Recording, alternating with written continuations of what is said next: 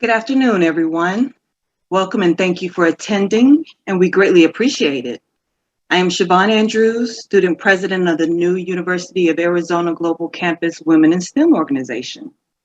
As an information technology student here, I am thrilled to say that the University of Arizona Global Campus Women in STEM is a student-led organization that focuses on STEM careers for women.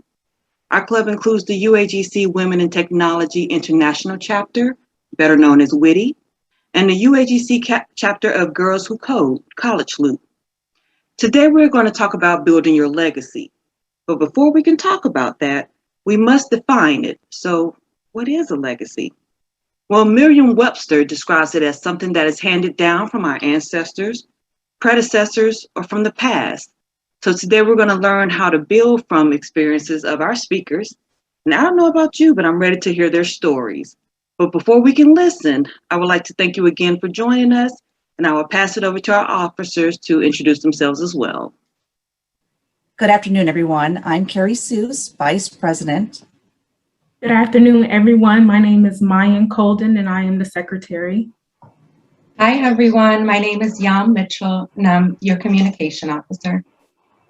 And hello, everyone. I am Dr. Karen Lynn Daniels-Ivy. I am the Department Chair of our Technology Studies organization. We are so excited about this webinar today. Oh my goodness, we are in a position to hear from a set of legacy pioneers who have been extremely helpful, beneficial, successful within their STEM walks today. One once said that your legacy grows with each new experience, and we are in for a wonderful experience today. So take notes and sit back and you will gain something for sure. This webinar is a historical gathering of legacy STEM pioneers. Thank you to all of our panelists who will be speaking on the panel today. And also thank you to the historically Black colleges and universities who are joining us today. Throughout the webinar, we'll have you to place in chat hello, so later on we can recognize you, your name, and the name of your HBCU in attending. And so without any further delay, I would like to welcome to the mic Carrie, who will introduce to us our speakers for the event today. Carrie, the mic is yours. Thank you, Dr. Ivy.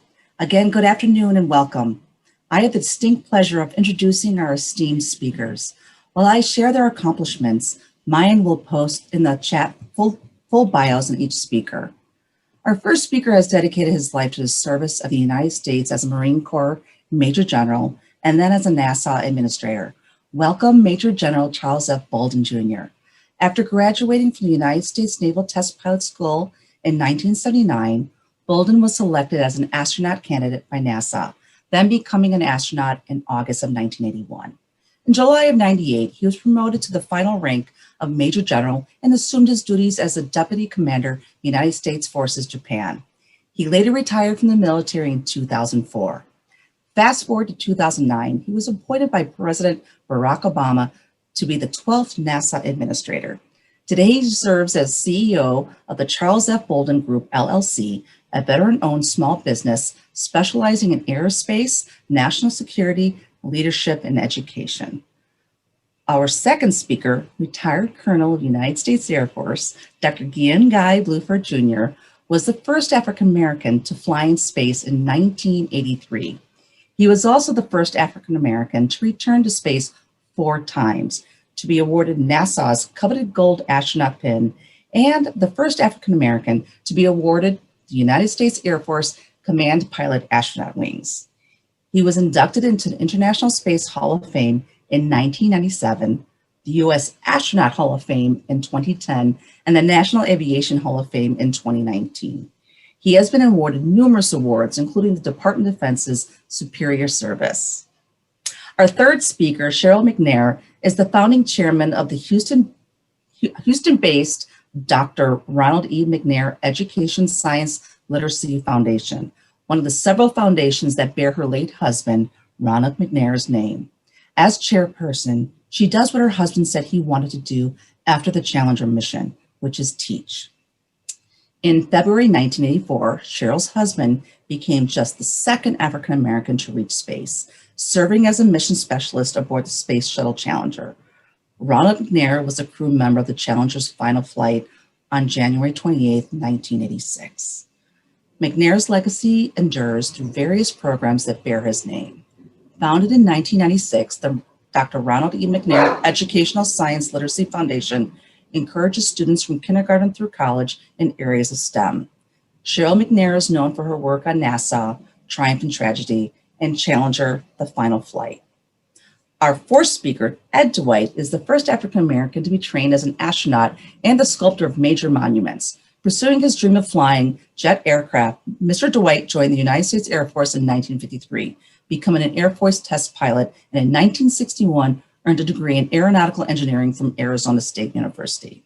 In the mid-1970s, turned to art and studied at the University of Denver, receiving a Master's of Fine Arts and gained a reputation as a sculptor.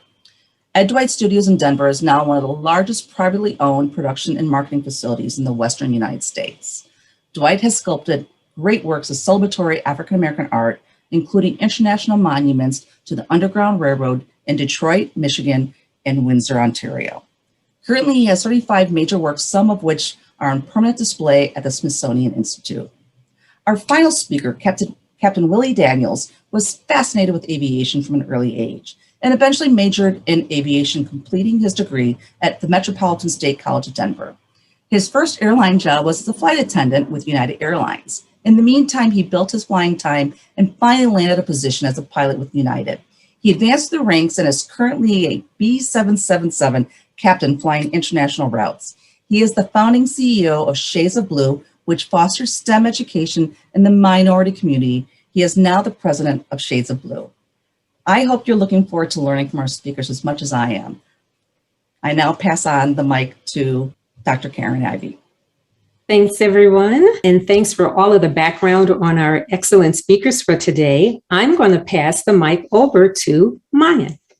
Hello, everyone. Thank you for joining Women in STEM.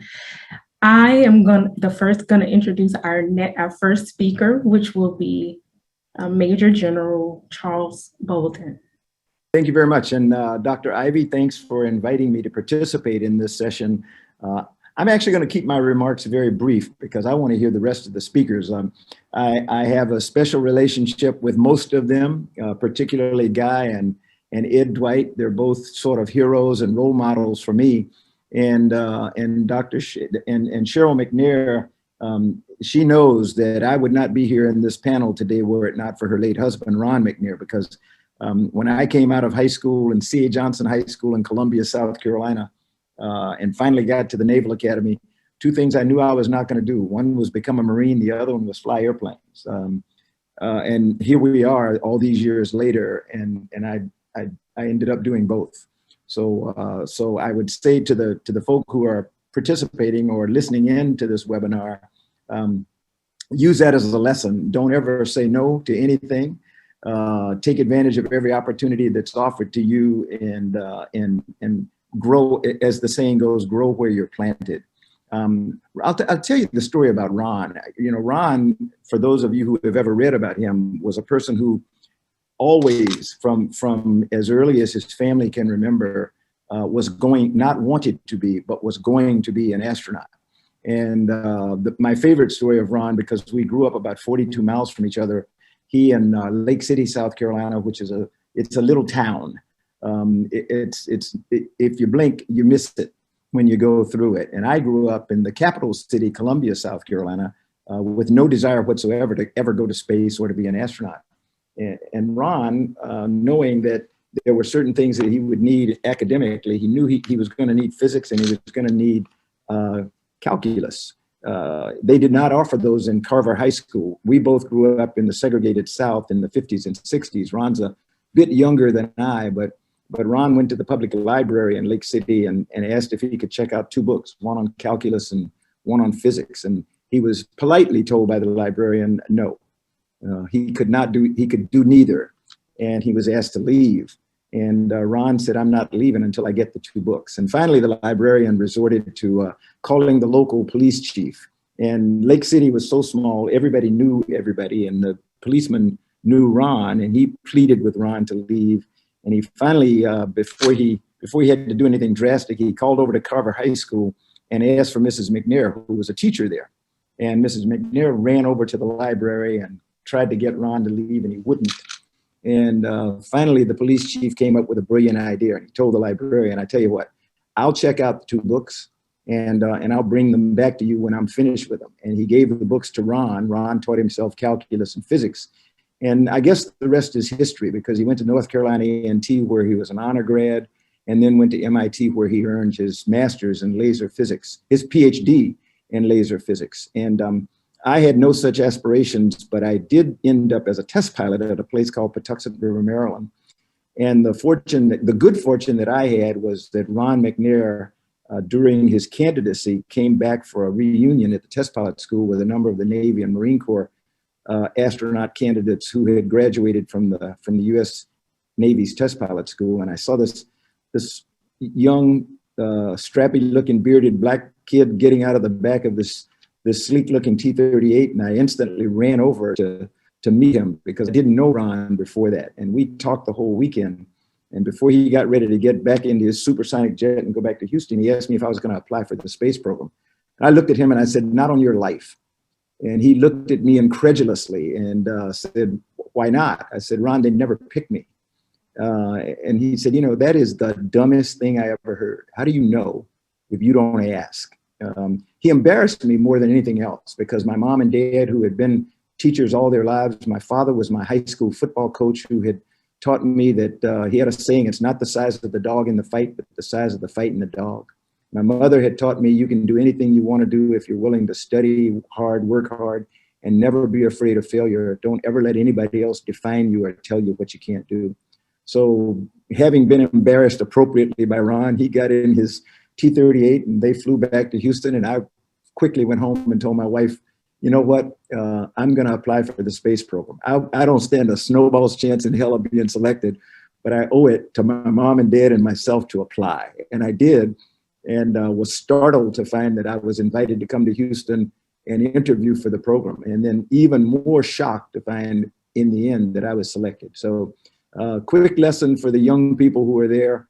Never, ever, ever give up on yourself. Never doubt your own capabilities. Do what you know how to do. Do it well, and things will work out pretty good, no matter how they do. And you're gonna hear a phenomenal story from Ed Dwight, who I said is my hero, because things didn't work out exactly the way that he thought, but he is the one who smiles now, because he is one of the world's greatest sculptors in my mind, and hopefully he's going to tell you a little bit about how he overcame adversity and is now someone that other people idolize as much as I do. So let me stop there, Dr. Ivy, and pass it off to the next, back to you, or off to the next speaker. I'm sorry, Mayan, go ahead. Thank you for sharing with us today.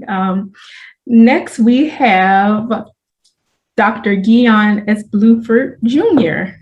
It's good to see all of you. It's my pleasure. Thank you, Dr. Ivy, for inviting me.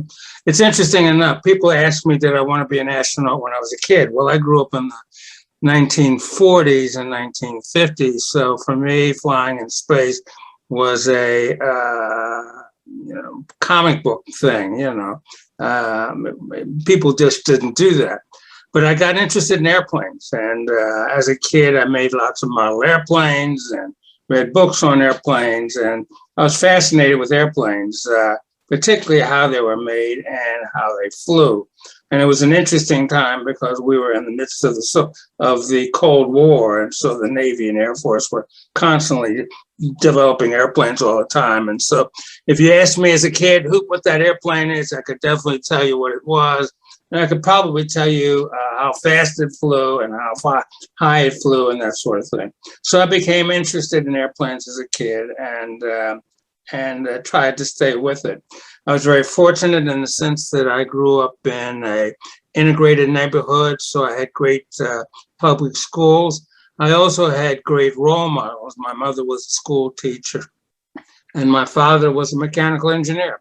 And so he enjoyed what he did. And I sort of made a decision as a kid that when I become an adult, I wanted to do something that I really enjoyed doing. So for me, becoming an engineer was high on my list. As I grew up, my heroes were engineers. Jack Northrop of Northrop Corporation, Kelly Johnson of Lockheed running the Skunk Works, and Dick Whitcomb of NASA. These are the guys who were developing the latest and greatest of airplanes. And by the time I got into high school, I pretty much knew that I wanted to be an aeronautical engineer.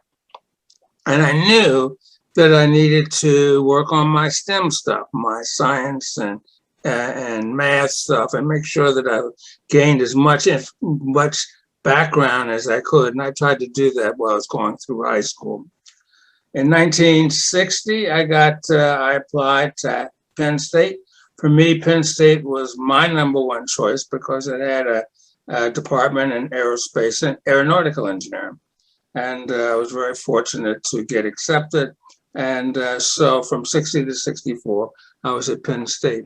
When I went to Penn State, I envisioned myself getting a degree in aerospace engineering and going to work for McDonnell Douglas or Boeing or one of some of the great aircraft companies. But I went to a school that had mandatory ROTC, something that I'd never really considered. So I took mandatory ROTC. All of us had to take two years of mandatory ROTC. And I made a decision that I would go advanced ROTC and start my career in the Air Force. And so that's what I did. So I went advanced ROTC. My plan was to go into the Air Force as an engineer. But between my junior and senior year, I went to ROTC summer camp and found out that I could fly airplanes. And I said, wow, I could fly airplanes. So in my senior year, I was a pilot candidate for the Air Force. And I went through my private pilot. I got my private pilot's license as part of the ROTC program. And so when I graduated in 64, I had a degree in aerospace engineering.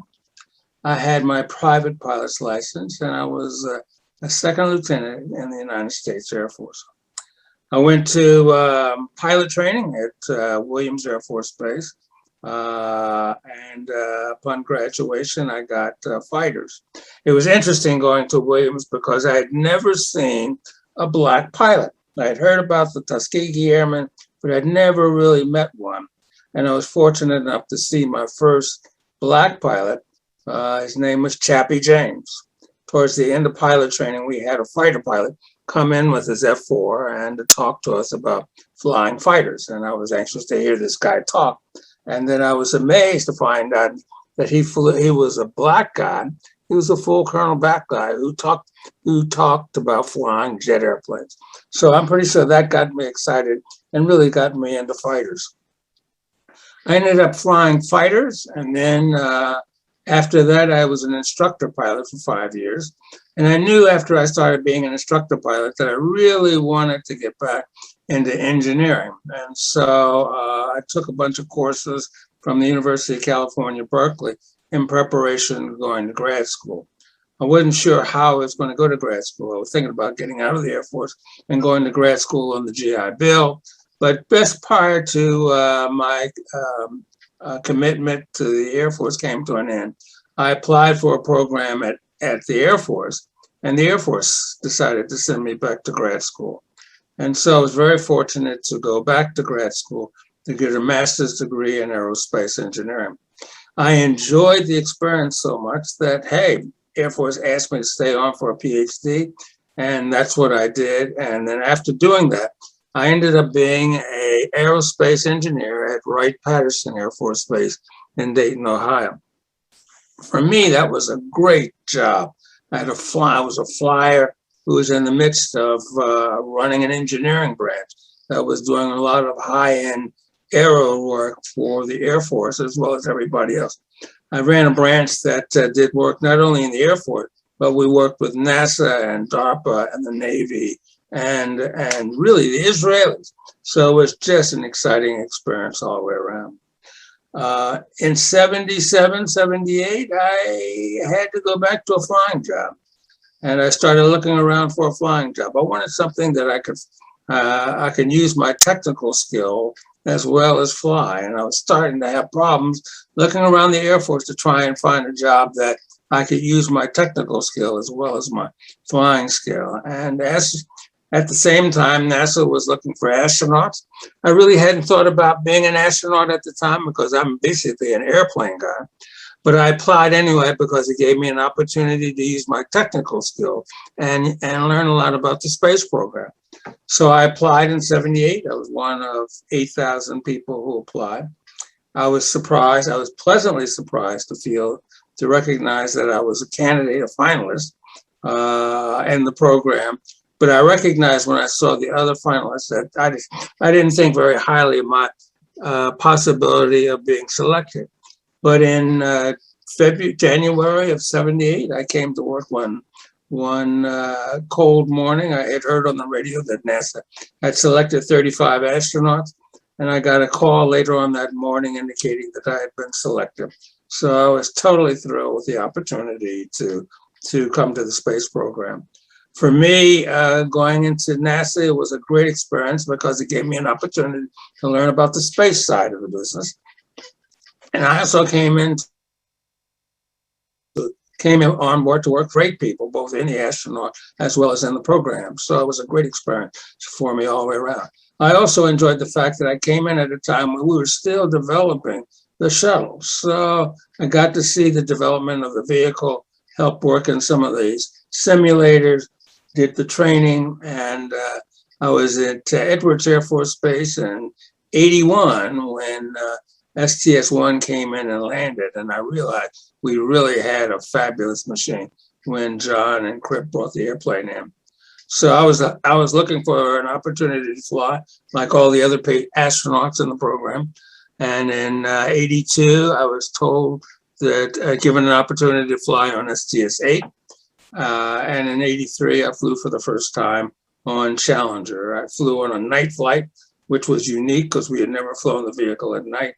I had the responsibility of putting a satellite into orbit, which I did. And then I also worked with some of the other guys with some of the experiments on board. It was a fabulous experience.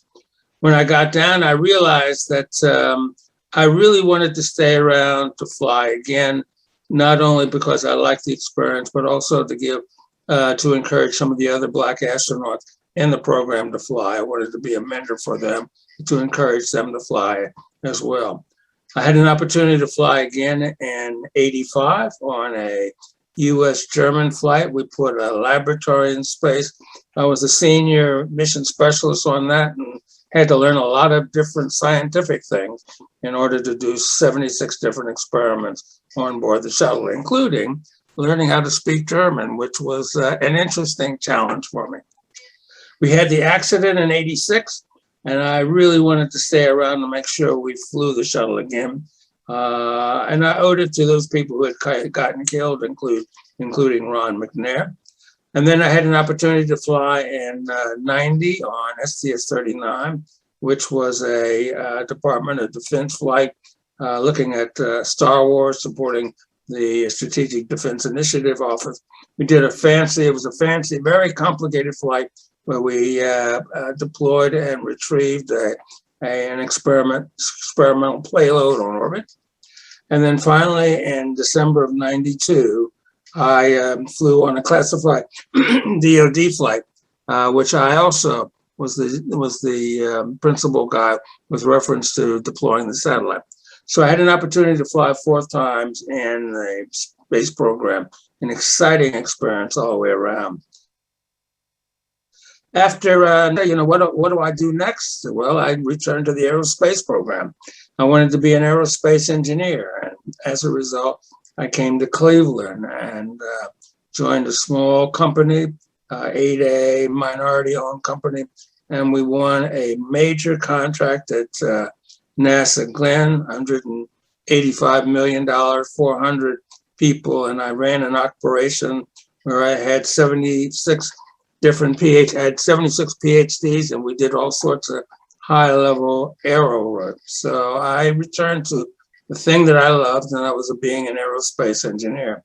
So when I look back on my career, basically I'm an aerospace engineer who's been a fighter pilot, who's been a scientist, who's been an astronaut. And I owe that all to STEM and the training that I got growing up in Philadelphia.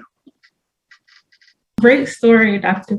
Bluford. I mean, it's so inspiring to hear about your exciting. It's exciting. You said something about experiments in space. That was just, I can't even imagine that. It was just so inspiring to hear your story. So I really appreciate you sharing with us. Next, we have Mrs. Sharon Mcnair. Well, first of all, I want to thank you so much for inviting me to be with this esteemed panel. Oh my goodness, thank you so much, and thank you for remembering Ron, as someone as an astronaut and inspired people, and that indeed is his legacy. That's what he wanted to do, was inspire, especially our youth, that they can do whatever they want to do, but with a lot of hard work and knowing that there might be some obstacles that will come into place, and to work past those obstacles. And I have been also asked to talk about perhaps my role or what I did as a spouse. And so I will try to kind of intermingle a little of how I felt and what I wanted to do as far as what Ron did and supporting him. And so I was a teacher and taught for many years, elementary school. And I also became, after Ron was accepted at the Space Center, I became actually a technical writer. I helped to write some of the books that explained how to operate the payload bay terminal system, and that operated the experiments in the middle of the space shuttle, in the payload bay of the space shuttle. I think they used my lesson plans as skills to explain how to, which buttons and what took place in those experiments and what to do, kind of to break it down into layman's terms, because this was the era where lay people were flying in space and where they were helping with the space shuttle. And therefore, they needed writing that more lay people and people of other countries could more easily understand. And so we had a workbook that I worked on through Ford Aerospace that was also at that time working with NASA.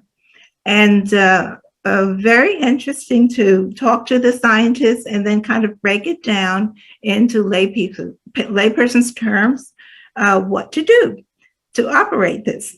But getting back with my husband, with my late husband, this would be so delighted by Ron. He would be so happy to know that his life could be seen as such a inspiration.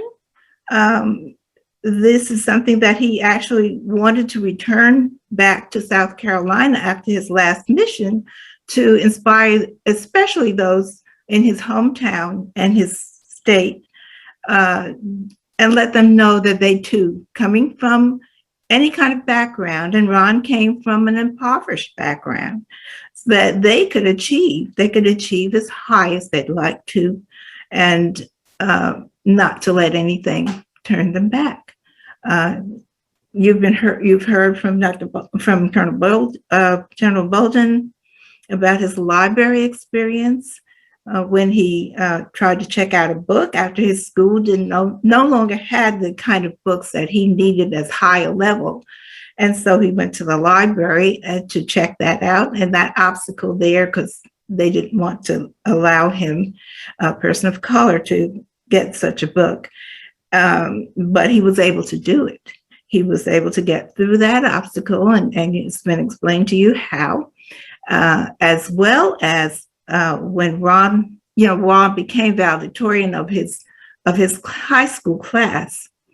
along with being captain of the baseball team, captain of the football team, etc. He just excelled and worked hard at each of those areas. And that's what he believed. If you want to do something, you work hard at it and to the best of your ability. And when he graduated from high school, he wanted to get a degree in physics. Well, they did not allow it at that time for a person of color to study such a field as physics. And so thus he went to North Carolina A&T. And there he confronted another obstacle, kind of in his mind, one that he saw that people from other schools that were up north or had much more sophisticated equipment that they worked with and how they talked. And he began to wonder in his mind, well, can I do this? Can I read? I didn't work with that kind of equipment. I think he said the highest I did was mixing up Kool-Aid with water, and that was a challenge, but he was just being funny at that time. But his point was he began to question whether he could indeed study physics and be successful at that. But he went to the counselor and took a battery of tests. He explained his situation to her, and she said, let's take some tests. And he did. He took those tests, and when he went back, he said she looked up at him and looked down at the tests, and looked back at him and said, you know what? I think you can do this. I really think you can do this. And so with that bit of encouragement, he took that and worked hard. And he knew he could play a saxophone well. That was not a challenge, but he took the challenge. And he said, this is what I'm going to do. I'm going to take the challenge. And he did, and did very well. He earned his PhD from North Carolina A&T, and then off to MIT, Massachusetts Institute of Technology, where he heard even the janitors had slide rules. So he knew that the people there were so highly intelligent. And he again began to wonder, I don't know, can I do this? Again, I came from Lake City, South Carolina, Little Lake City. Although I already made it through North Carolina, can I do this? Because these people have come from really big schools and all over. So what he did was went ahead and tried it. He said, well, I'm going to try it. And so he took the challenge again. He tried it. He did come across another obstacle, and that was the challenge of the qualifying exam.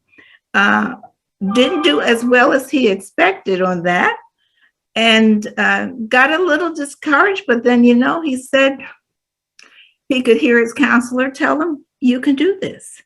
He had worked some already with his professors, and the professor in physics said, I think you can do it.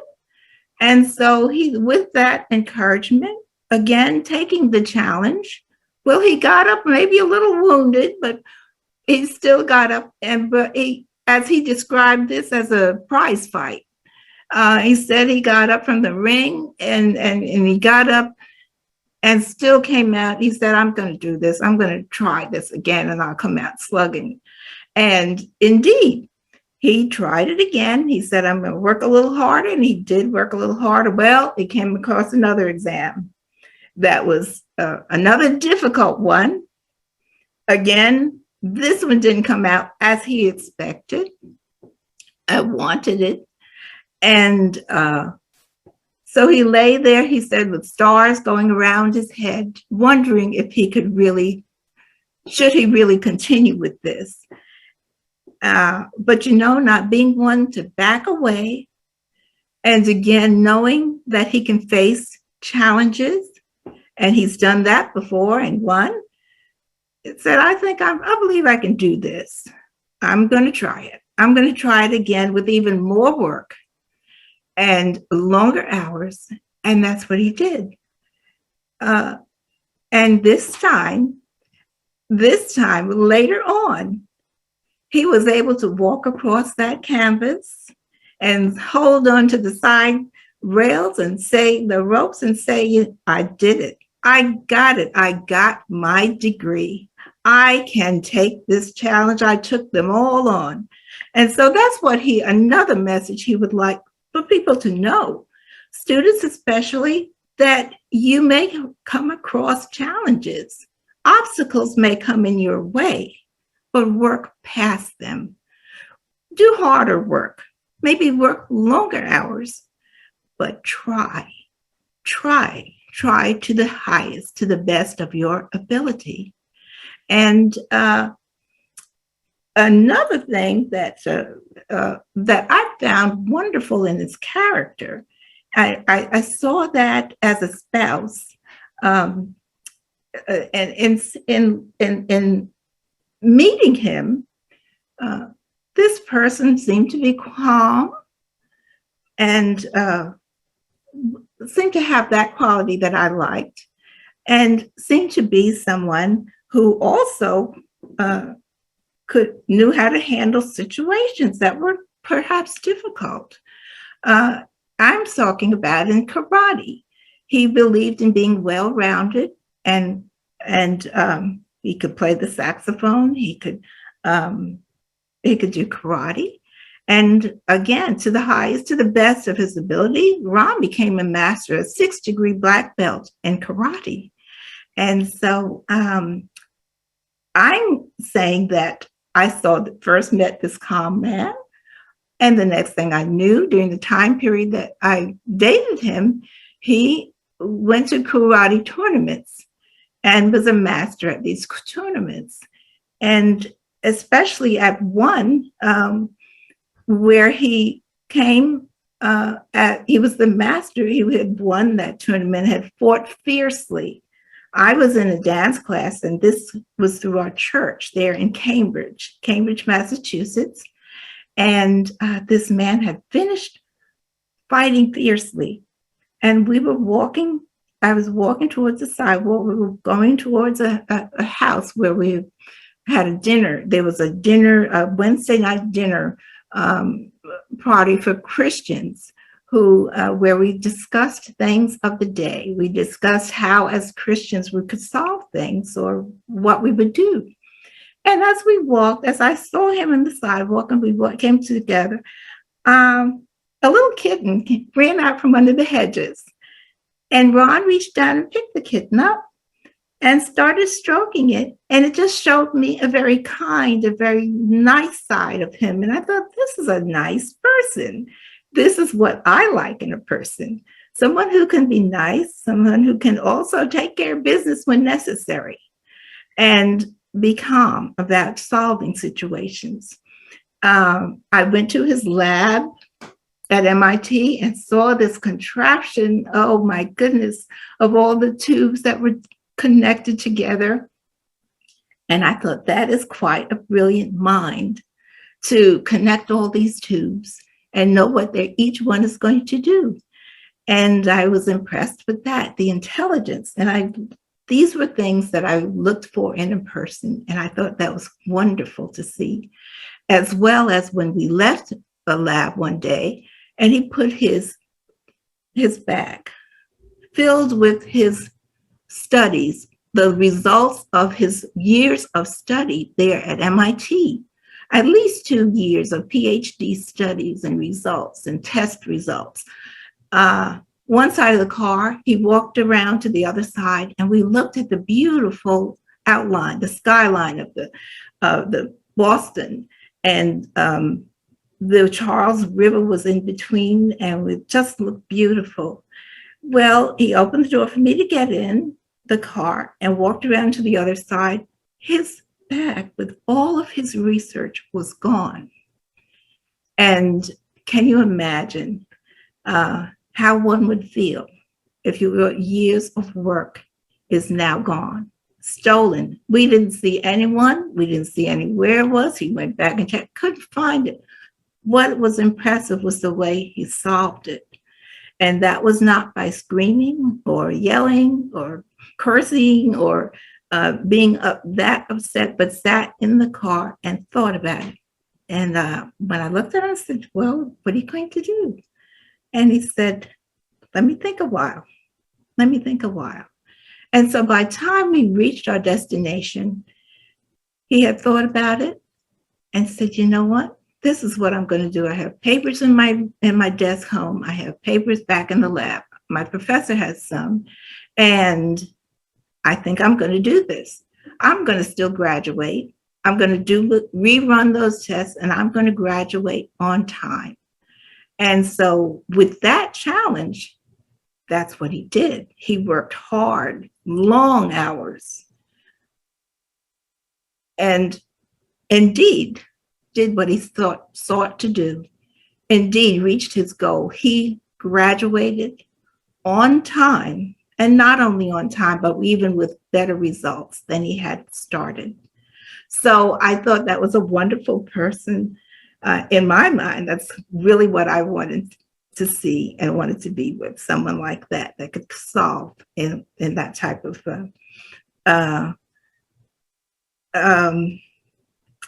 person and then that kind of way. So I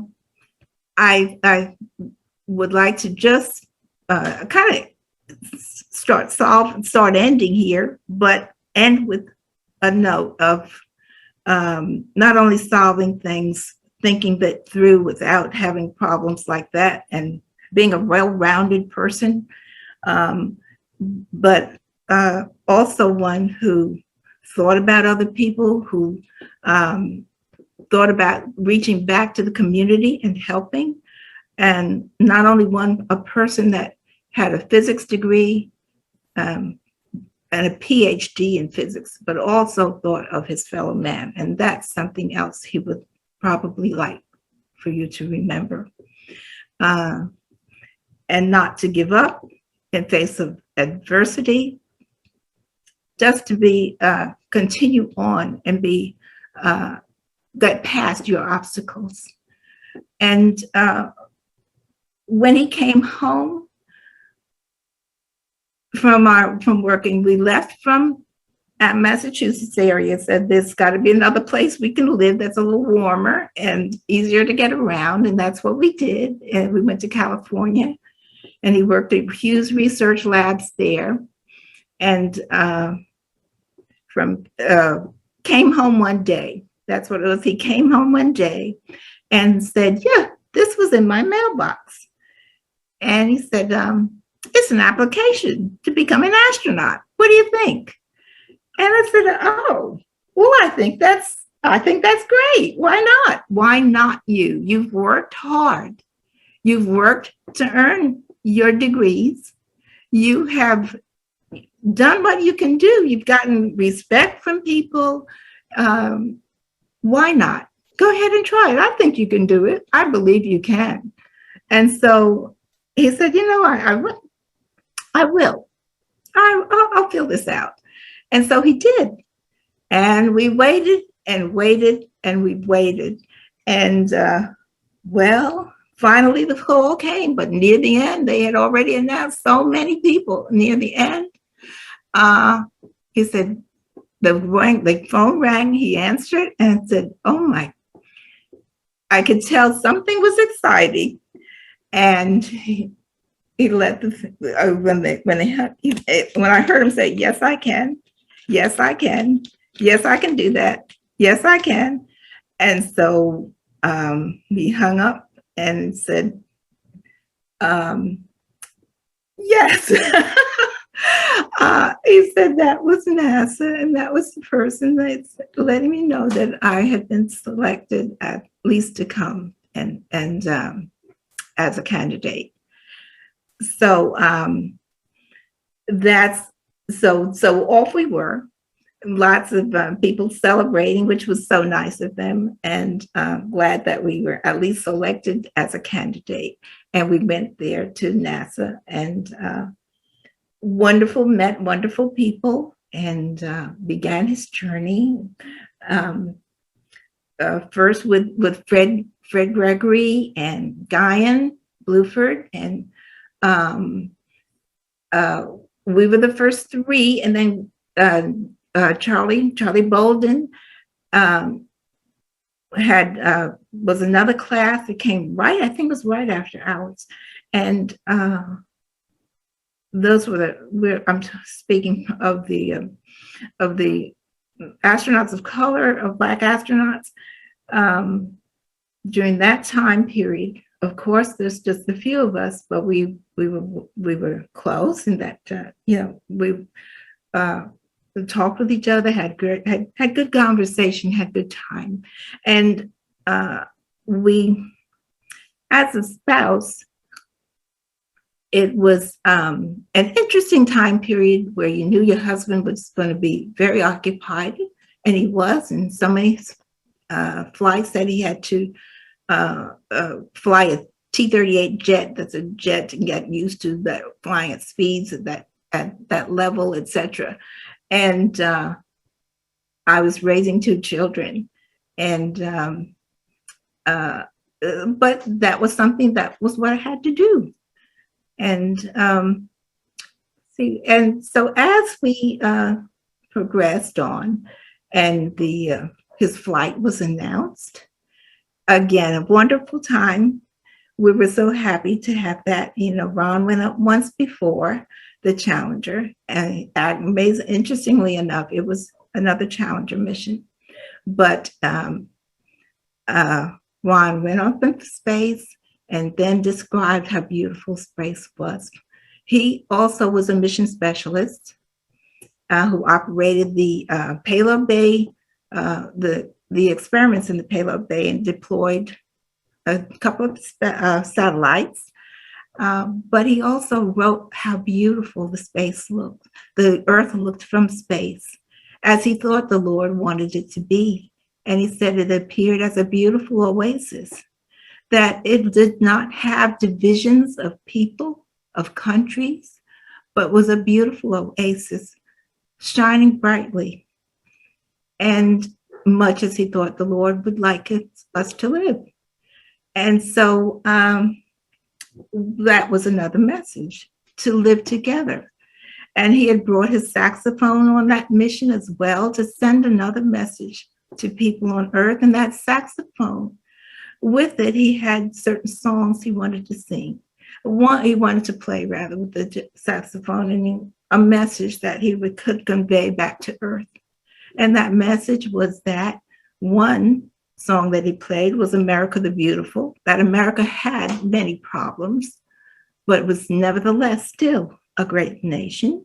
That how do we solve some of the malice in the world? And that was by, the next song he sang was What the World Needs Now. And and that is love. That's to be able to work with each other, love each other, be able to work together, and kindness.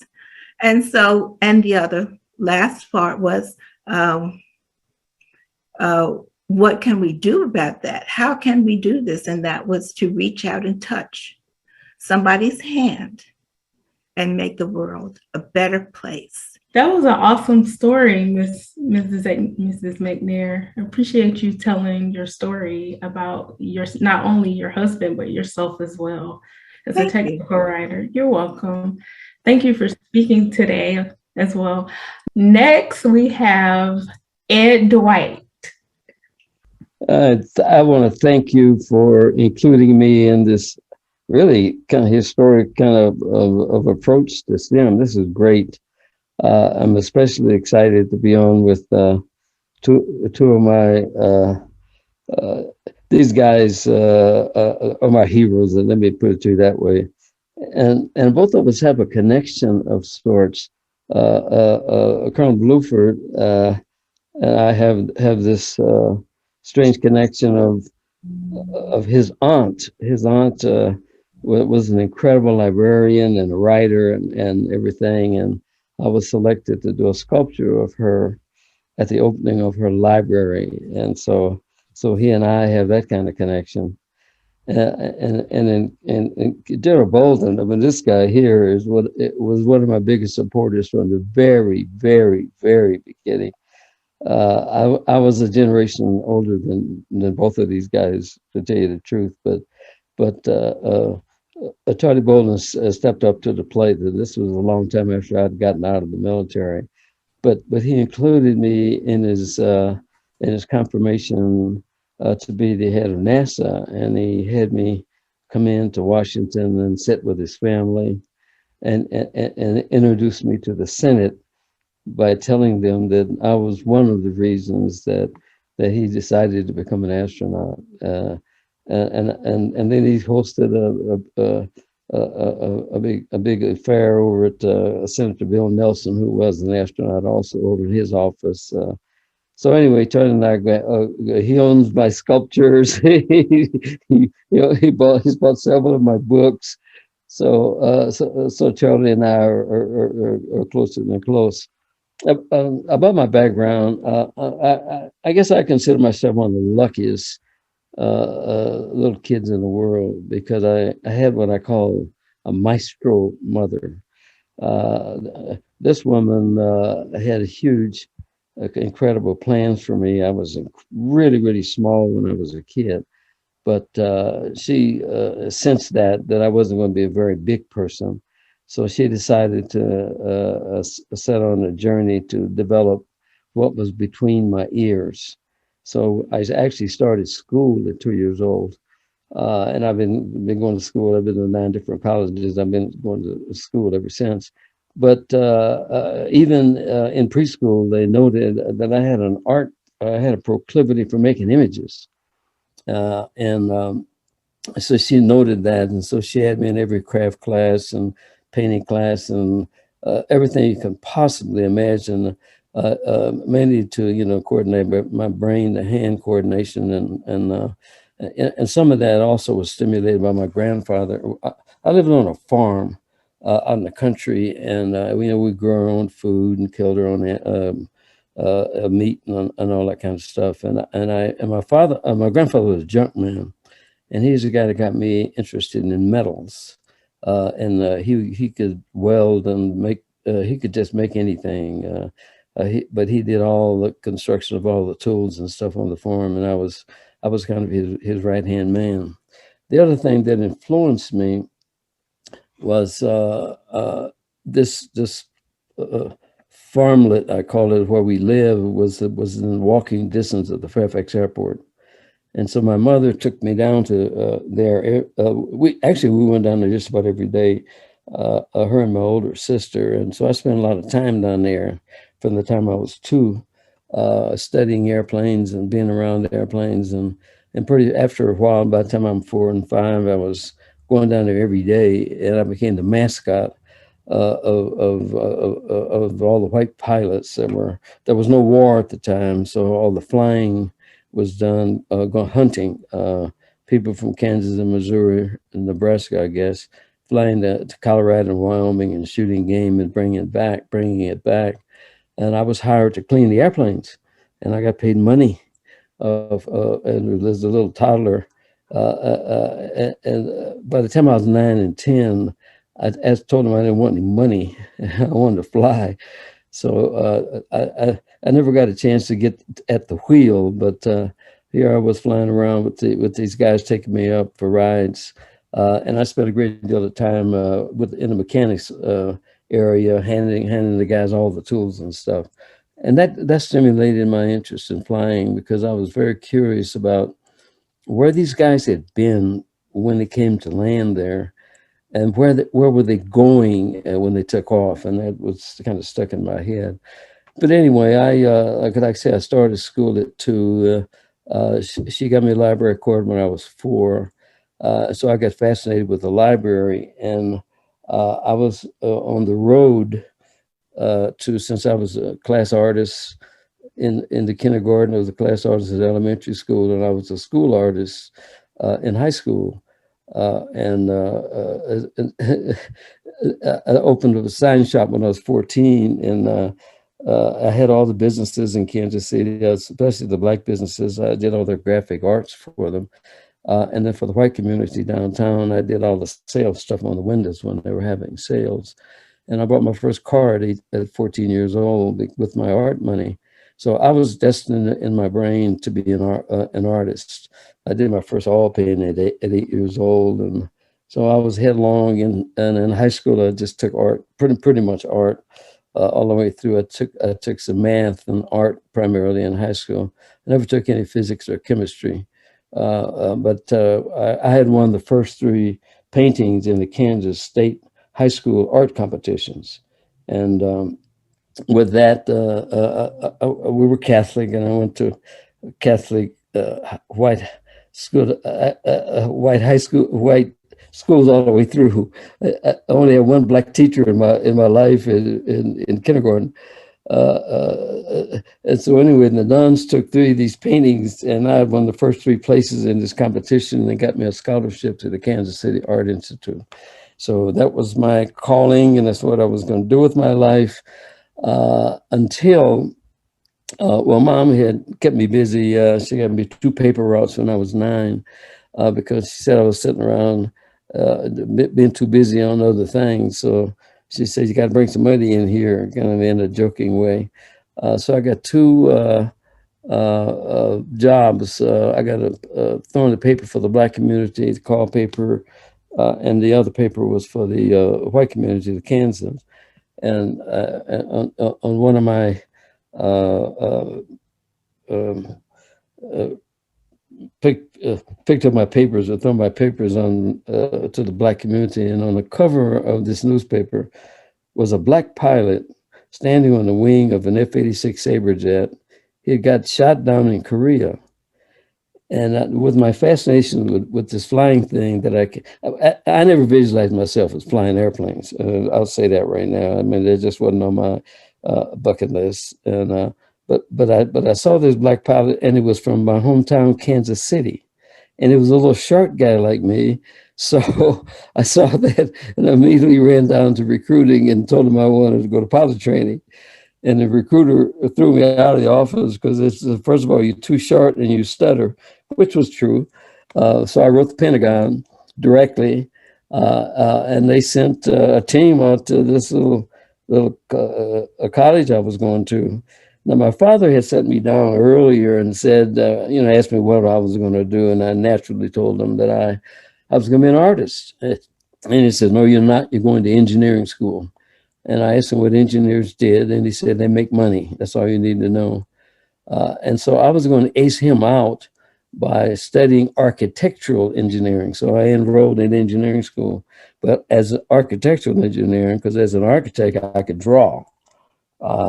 And that was my objective until I saw that Black pilot above the fold on the Black newspaper, and that did it. Another really strange thing happens that any student, it's called preparation. You don't know what to prepare for.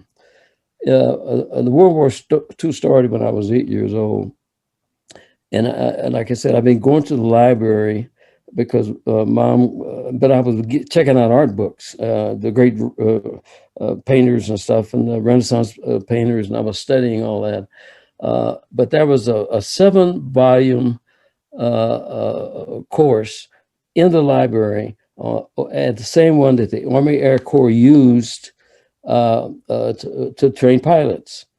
And I had been taking that thing home since I was about 10, 11 years. I almost had it permanently checked out. And I had read every chapter in every one of those books.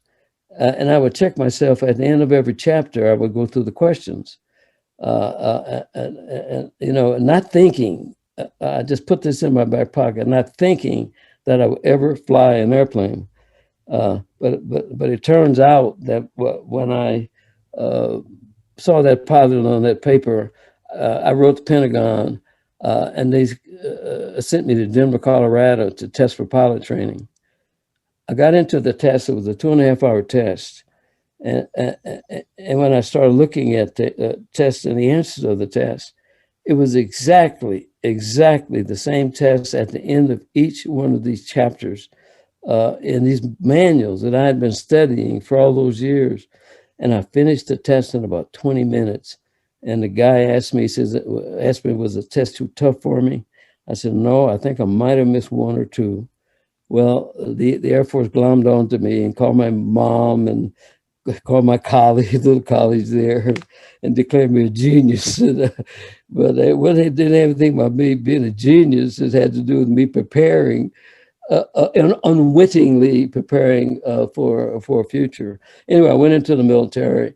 To shorten this up a little bit, I joined the military, but I didn't know anything about military protocols, practices. So rather than waiting for my pilot training class, I volunteered to go in as an enlisted man so I could understand how marching was and discipline was and all that sort of thing. I did very, very, very well. I went into pilot training. I graduated at the, pretty much at the top of my class. And I was a class officer all the way through.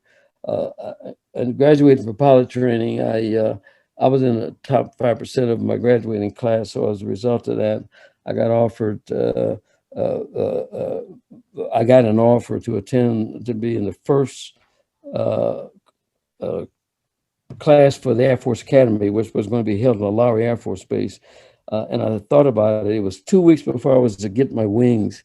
And I would have had to give up my wings and all that training in time. I'm talking in a time frame, because they would set me back some years for my ultimate retirement. So I ended up turning that opportunity down to be in the first class of the Air Force Academy. But anyway, I went on to really kind of an illustrious career, because I was one of these can-do kind of young people that I was very strident, and I had, and thanks to Mom, who planted this incredible work ethic and this curiosity ethic, and she had a philosophy, if it's something wrong with it, fix it. And so I did that all of my career, and as a result of that, I got promoted early. They put me on fast track and all that, and I was flying. I was, by then, in the beginning, I was a flight instructor, and I learned a lot. You learn more from instructing people than you do from books or anything else. Because you're sitting there watching out for mistakes and stuff, so you get quite a bit of a flying experience. That was my first duty station. I went to Japan, became the assistant to the commander of the base, and I flew more different airplanes over there, the B-57. I left there and went to Travis Air Force Base, and I was on the wing staff at Travis Air Force Base, and I was flying 5 different airplanes. And I started working I finished my degree in aeronautical engineering, and I started, that the Air Force paid for, by the way. And I attended college the whole time I was in the Air Force. I was working on my bachelor's. I graduated cum laude at Arizona State in aeronautical engineering. Then I started working on my master's. By the time I got to Travis, I went to Cal Berkeley and was working on a master's in nuclear physics. And then I got this letter from the Pentagon saying, under the direction of President, we're offering you an opportunity to go to experimental test pilot school in preparation for being the first Negro astronaut. And I thought that was the craziest thing in the world. I had, they had announced the first 7, and I immediately declared these guys nuts. Who in the world would want to do that? And so that was the last thing that I was thinking about doing. And so I went to all of my commanders, and since they had promoted me early, put me on fast track, I was getting all these enormously high ratings as an officer. And I asked them, what did I do? And all of them advised me to do nothing, just stay away from it. Because they had lots of words for those guys in research and development. They're all nuts, and it's totally political, and you're not going to be able to break into that club, and you're black, and and you're probably 20 years before this should really be happening. And he told me all of these things that I was not going to be able to do if I opted to go do that. But my mother came to joined in and jumped in. So you're going to do that because it'll help the race. I mean, she interjected this race thing, and I was going to help the race, the progress of the race by being this astronaut guy. And anyway, I sent my stuff in, and lo and behold, the Air Force doesn't answer things in days. They answer things like that in weeks or months. But 4 days after I submitted my application and on my credentials, and they needed 4 things. You had to be under 30 years old. I was 27. He had to have an engineering degree or a degree in natural science, and I had an aeronautical engineering degree. You had to have 1,500 hours of jet time, and I had 2,500 hours of jet time. And the last requirement was if you were a military officer, the last 3 effectiveness reports you had to be rated outstanding, and my last 4 were rated outstanding. So anyway, I got this letter asking me if I wanted to do this, and thanks to my mother, I said yes. And having no idea that I thought this thing was going to be a nice scientific exercise, and I was going to be in the mix with all these things. But everything that I was warned about from my higher ranking officers that I was working for at the time all came true, because they set this thing up in such a way that I was being crammed down their throats, and they used kind of not so good language to tell the other students in the test pilot school that I was being crammed down their throats. I was a Kennedy guy, and so the best thing they could do was to not speak to me, not talk to me, not drink with me, not socialize with me. And within 6 months, I would be gone. I would self-destruct and just walk away and quit. And of course, they didn't know that I was the Energizer Bunny, and because all that kind of stuff didn't happen. But what was interesting about the whole thing was that I was being handled out of the West Wing of the White House. Nobody else there was, and I ended up graduating, out of test pilot school when they did give us grades. Then I graduated 7th out of 17, and I was being told all the time I was down there that I was not worthy to be there, that I shouldn't be there, that there wasn't the lowest ranking white person in the world was higher than any black. And I was told those kinds of things during my training there. And this was going on weekly. It wasn't something that happened where you can record incidents that were spaced out. This was happening every day. But I fought it. And but what made me so confident and arrogant about it was the fact that I was pretty much talking to somebody in and out of the West Wing of the White House every other day. And so that gave me, the strength to keep on doing this. But I graduated from test pilot school, and then the next thing was to get trying to get a NASA assignment, because there were several people in my class that were chosen for NASA, and everything was fine until November the 22nd, 1963, when President Kennedy was assassinated. And so now, from the political point of view, during this period of time, there was a whole lot of things happening. They had me on speaking tours while I was in test pilot school. I would go to school from Monday till Thursday, and then go on speaking tours from Thursday till Sunday. And I'd get back to the base, back to Edwards, but by Monday afternoon, to start classes, which they had already started, obviously, and I would miss the classes on Thursday. And so the white guys got kind of, naturally, they'd be upset about this. What this guy's running around making all these speeches. I made about 2,000 speeches while I was doing all this whole period of time that I was in test pilot school, and trying to make speeches because what I didn't know that there was a deal that was made, and I have to say this because this is critically important. I thought this thing was a scientific exercise, but it turns out that that was President Kennedy didn't know any black people pretty much. I mean, he wasn't in the movement. He was afraid of Dr. King, but he needed the black vote. And as a result of that, he supposedly, and this is the way the story was related to me, he called Harry Belafonte to ask him for the black vote. Could he deliver the black vote for him? And Harry says, no, I can deliver people to you who can deliver. So there was 4 or 5 of them: Dr. King, Roy Wilkins, Ethel Randolph, Whitney Young, and I forget the other judge's name. So they met with Senator Kennedy at the time, and everybody gave their spiel. And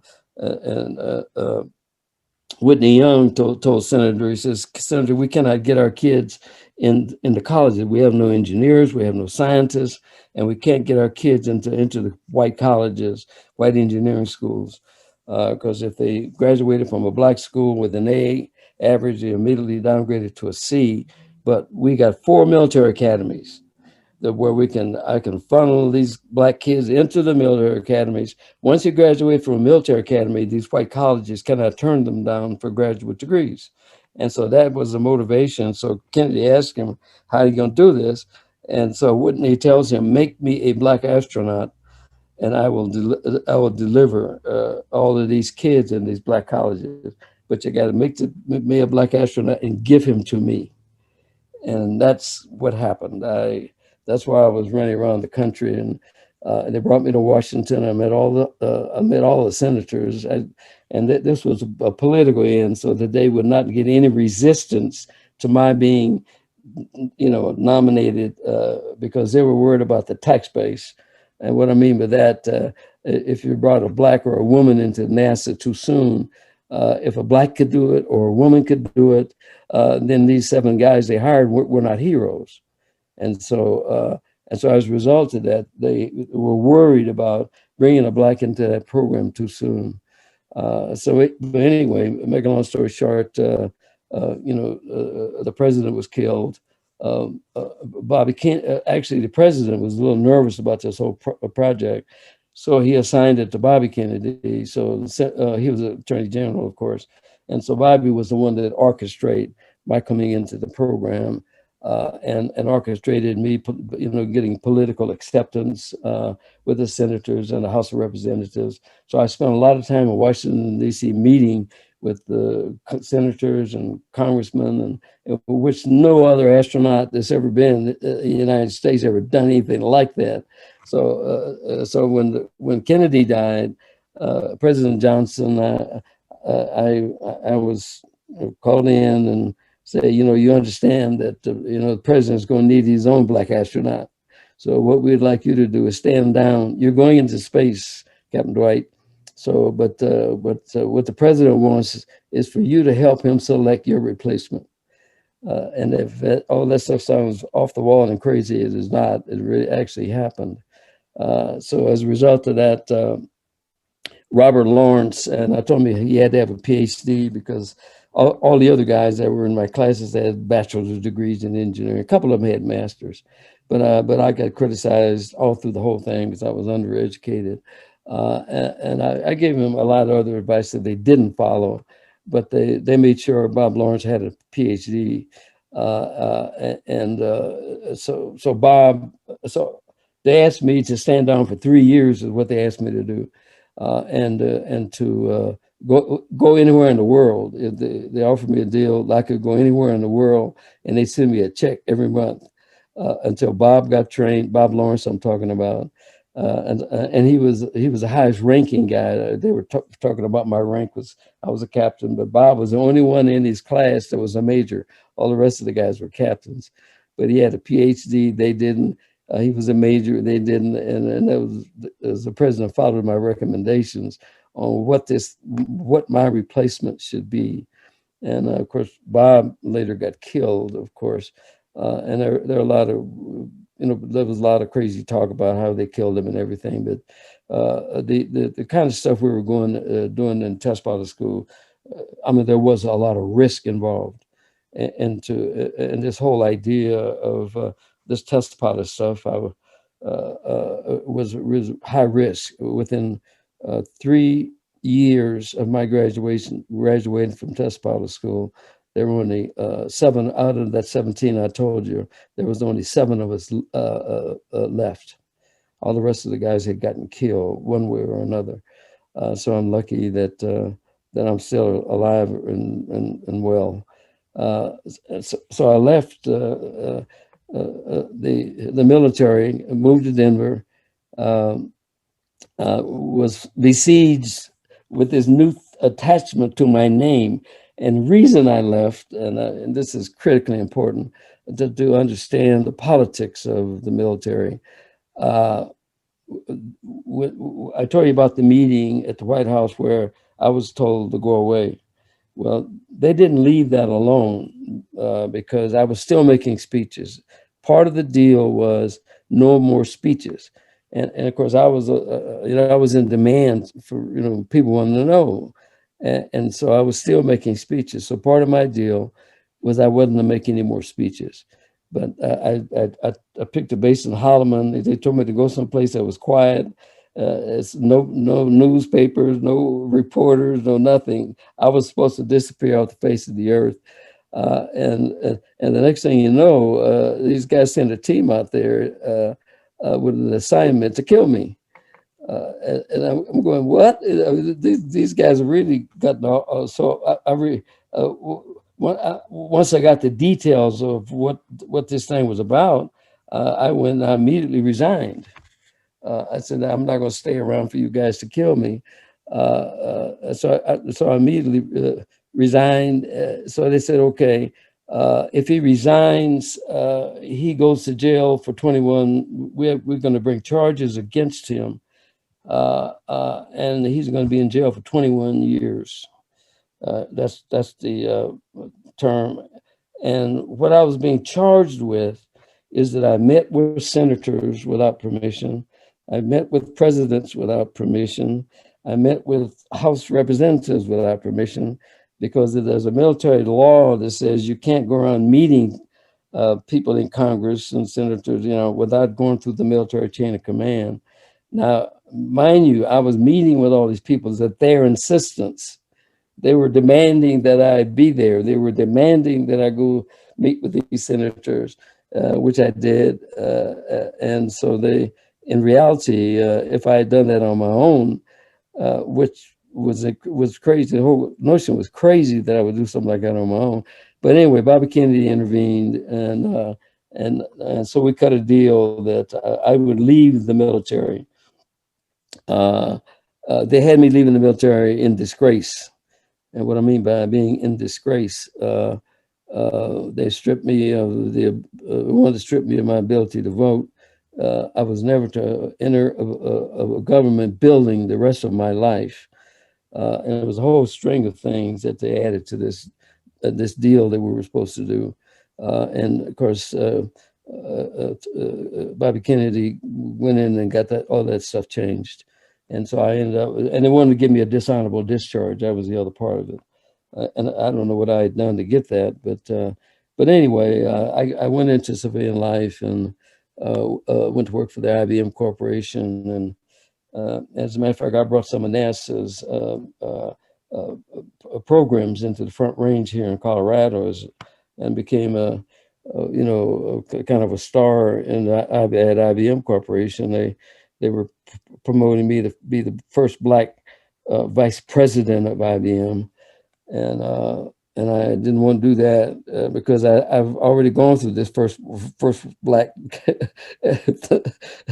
episode before, and I'm not going to be the first Black in private industry, so we can forget that. So anyway, I left IBM, became a businessman, and later.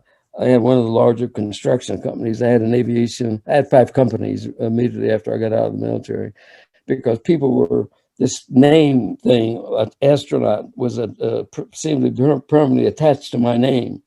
So as a result of that, it caused a lot of stuff to happen, and the white business community came into play, and whatever I wanted here, I pretty much got, because I was this astronaut guy.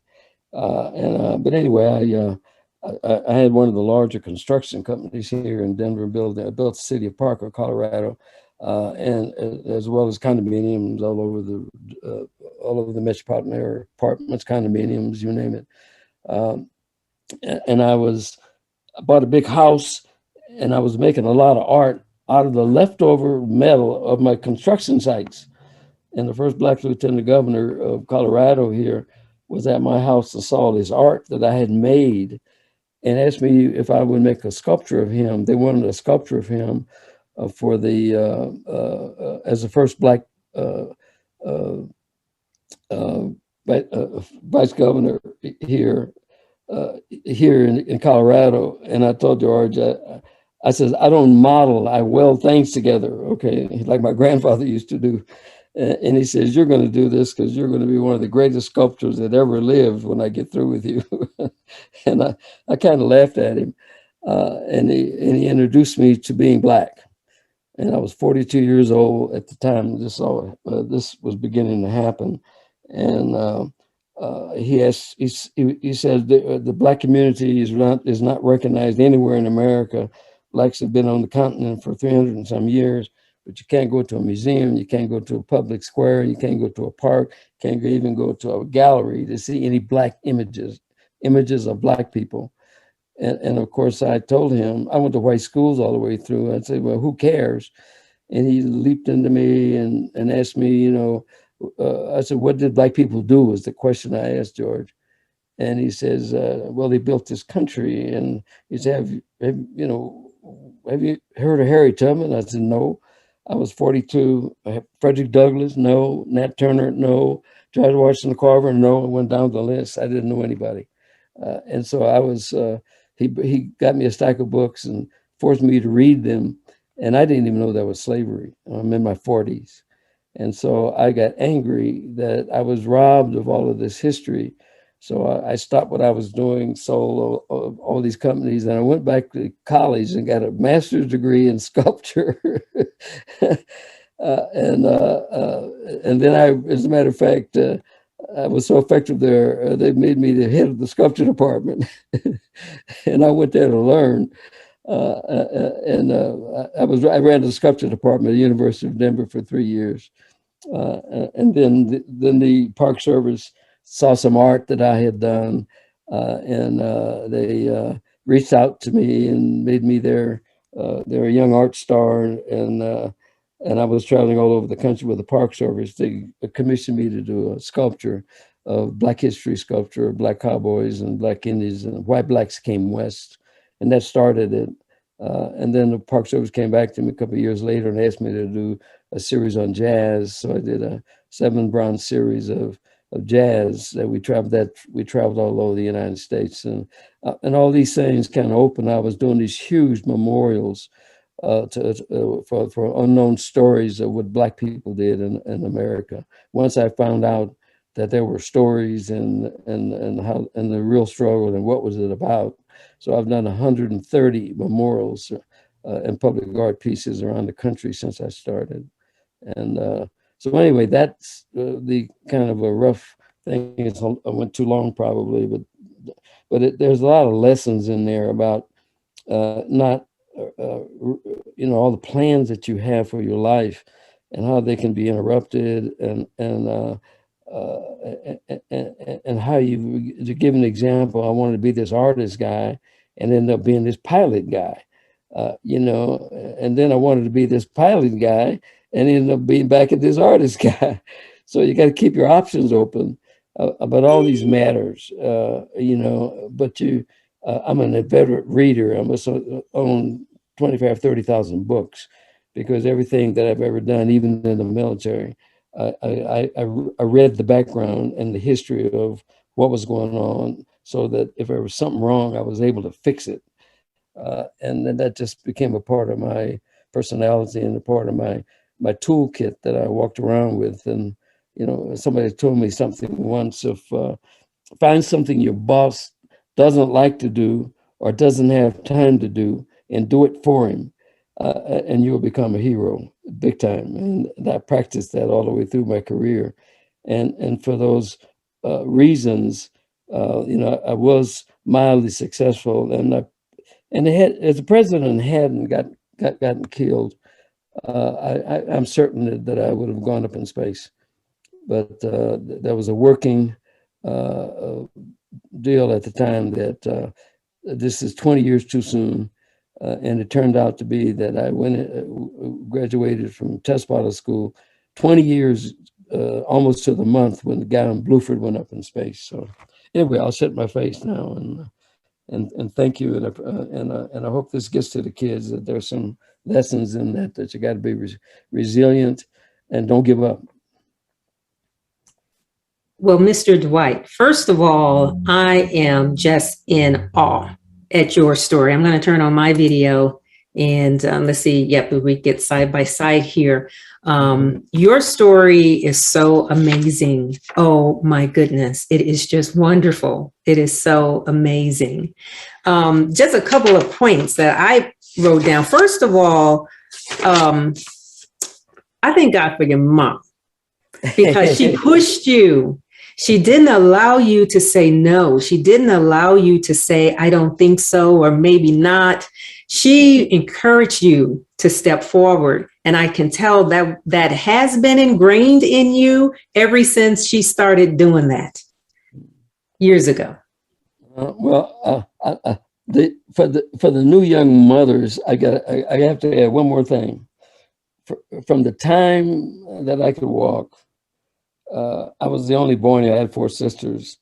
From the time that I could walk, no matter what went on during the day, my mother walked into my little alcove. It wasn't a real bedroom, it was an alcove, because I had my own because the girls had, and she'd walk in there and she would rub my head for some crazy reason.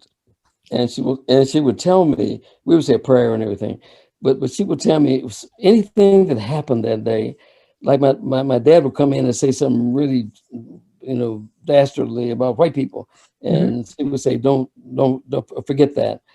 And what she would do, she would rub my head and she would tell me that she loved me and that I was the most incredible person in the entire world. And don't let anybody tell me that I'm not the most incredible person. And that happened for 18 years now, okay? 18 whole years, every night. Yes.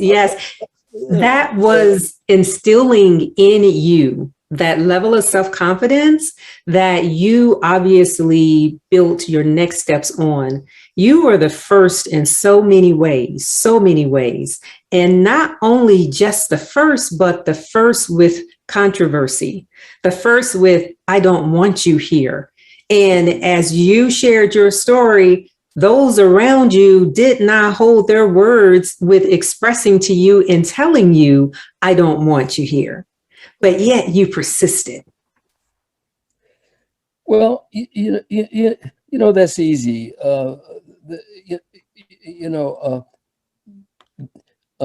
told me a story, and my dad was a professional baseball player at one time, and they traveled around the United States playing ball with little white teams, and So my dad was in Iowa, and they had a newspaper that said when the black team came to town, they had a headlines: "Nigger team come to town this weekend."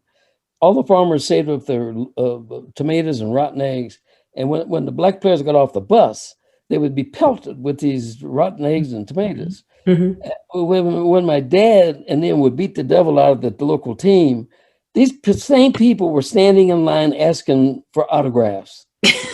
And that lesson to me was, and he was telling me this lesson that had 100% to do with what white people, the only thing white people respect is excellence. And if they're challenged, they can either get mad because you know that, or you know of that, or you can do that, or they give in one way or the other. Okay, mm-hmm. and that's something for the kids to understand. This whole process of excellence and not being bothered with what these guys were saying. I had a mission, And my mission was getting through that test pilot school, and it didn't have anything to do with what these guys said to me. Your mission was on being the best that you could be, being the excellent Mr. Ed Dwight. And that's what brought you through so successfully. Let me ask you a question as far as being the only one, because you were introduced, as you mentioned, in your undergrad, in your K through 12 school that you went to. Ever since you went to school, you went to a majority white school. So you were introduced to that environment at a very young age. Needless to say, let's fast forward when you decided to major in aeronautical engineering. What year was that again, Mr. Dwight? 1951. In 1951. So in 1951, we did not have that many people of color majoring in aeronautical engineering. So you shared the story as far as seeing the magazine and seeing the Black pilot on the magazine, which had a lot of inspiration for you as well, when you were like, oh yeah, before then you weren't thinking of flying. After then, yes, that was number one on your goal. Can you share with the young people, with adults as well, how important it is to set your own goals, no matter what those around you may say you can do or cannot do? You talked about focusing on excellence as well. How important is it for individuals set your own goals, raise your own bar to move forward? Well, this is where role modeling comes in, and we can sit down and have our dreams and have dreams of things that we would like to do, and sometimes the dreams are unreachable or seemingly unreachable. But the thing that triggered that whole thing off, if I had made up my mind while I was hanging around with these pilots and stuff at the airport, and there was so much a part of my life, there was only white people there. And in my brain, what are they saying? Well, this is something reserved for them. Since and if I wanted to do this, the mountain would be too high to climb, and I didn't know who to talk to about it. I didn't know where to go about it. And so I had to put that in my back pocket, being an artist, that part of it, it didn't seem to me, because I wasn't around a lot of white artists, and so that would set me back and saying only white guys can do that. But I did. But once I saw that black Dayton Ragland on that set, standing on that airplane, and I was a little short guy, and he was a little short guy, just like me. And I said to myself, "Oh my God," and of course that crystallized it for me. And that's not to say that when I doubt seriously that I would have made that move to go to pilot training had I not seen that image. I'm sorry. I would not have done that. I would continue to pursue this architectural drawing thing and to satisfy my dad, get the engineering attached to it, but designing buildings and designing things and stuff like that, because I was a damn good artist when I was a kid. So, but I could master that, and nobody could take that away from me. I mean, I had acceptance there. Everybody they didn't know that I was Black. When they submitted those paintings to the schools out there, they gave me the first 3 ribbons in Kansas, which there was only one Black school in the state of Kansas at that time. So so it was really fascinating to watch that whole political thing operate. And I, about the racial thing, there was I don't call it conflict. My mother looked like she was white. As a matter of fact, most of her family passed for white. And everywhere she took me, like we went to the library to get a library card, and the white librarian asked her, "What are you doing with that little boy? Are you babysitting him?" That's our white mom, so no, that's my son, And of course, the white libraries wouldn't give me a card anyway. She was there trying to get me a library card, so we had to end up going to the Black a black school that had a good library there in Kansas City to get all these things. That's why I was shocked to see in that black school they had of 7 manuals on how to fly airplanes in that black school's library. How did it get there? I don't know, some kind of destiny. And I kept it almost checked out for the whole time because nobody else wanted to read those things.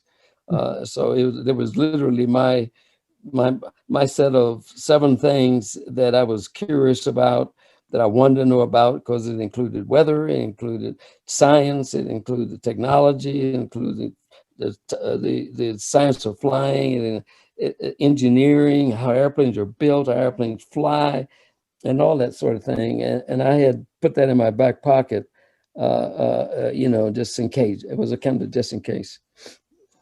Well, Mr. Dwight, you said one word that you mentioned at the beginning of your talk, curiosity. And curiosity for you started at a very young age, and you continued moving with curiosity throughout your career, throughout even after retirement, and moving on to develop sculptures that are now shown across the world, and there forever for history. Can you give us just a little statement, your view on how important is it for individuals, especially when they're desiring to develop their career paths in STEM, science, technology, engineering, math, or whatever it is that they want to do? How important is it to hold on to that curious element and move with it? Always be curious. Well, I wrote a book, and every book I sign, right on the bottom, I write, stay curious. Because in talking, because I talk to a lot of little bitty kids as well as college kids, and this whole idea of staying curious, because everybody that I've ever met, when I was doing my jazz series, I was traveling with Dizzy and Miles and all the big giants of jazz, and I thought that, well, these guys are just about music. I mean, it ain't about nothing else, These guys are the most curious people I've ever met in my life. They travel all over the world, giving concerts, and they're out doing things and talking to engineers and talking to people who admire their music, and it's just unbelievable. Their curiosity, and you say, well, these guys just play music, so what? And it's not that at all. The reason that they're in the top of their game in music has directly to do with their curiosity. About them being curious about other things. They're curious about money. They're curious about other people. They're curious about marketing. They're curious about movements, if you will, about how, what is this whole racial thing all about? And that's why they get so involved in these things, because they're curious, and they can stage it themselves and say, screw you up, I'm making all my money. So you have to stay curious and keep open-minded about every single thing that comes down your path, everything. And if some speaker comes and you say, well, I'm not interested in that, I'm telling you, be interested in it, no matter what they're talking about. And the STEM thing is I must tell you, is critical to my success as an artist. Had I not taken math, and I had to fill in because I didn't take a lot of that in high school. So my whole college, I was carrying 18 hours a quarter, a semester, because I had to fill in physics and chemistry and biology and math and advanced math and differential equations and calculus and all of these. But I had to fill all in. But thank God I was curious enough to do that and get a handle on it. But since I become a sculptor, it's why I'm even partially successful, because I have a STEM background. That's the only reason, because I bring these young artists in, and it's troubling, believe me, to have these young artists who graduate from these art schools and know nothing about math and science. I've had these kids ask me, what's 10%? What does that mean? I ain't never heard that before. Wow. Yes. So anyway, that's so STEM has caused me to be a successful artist.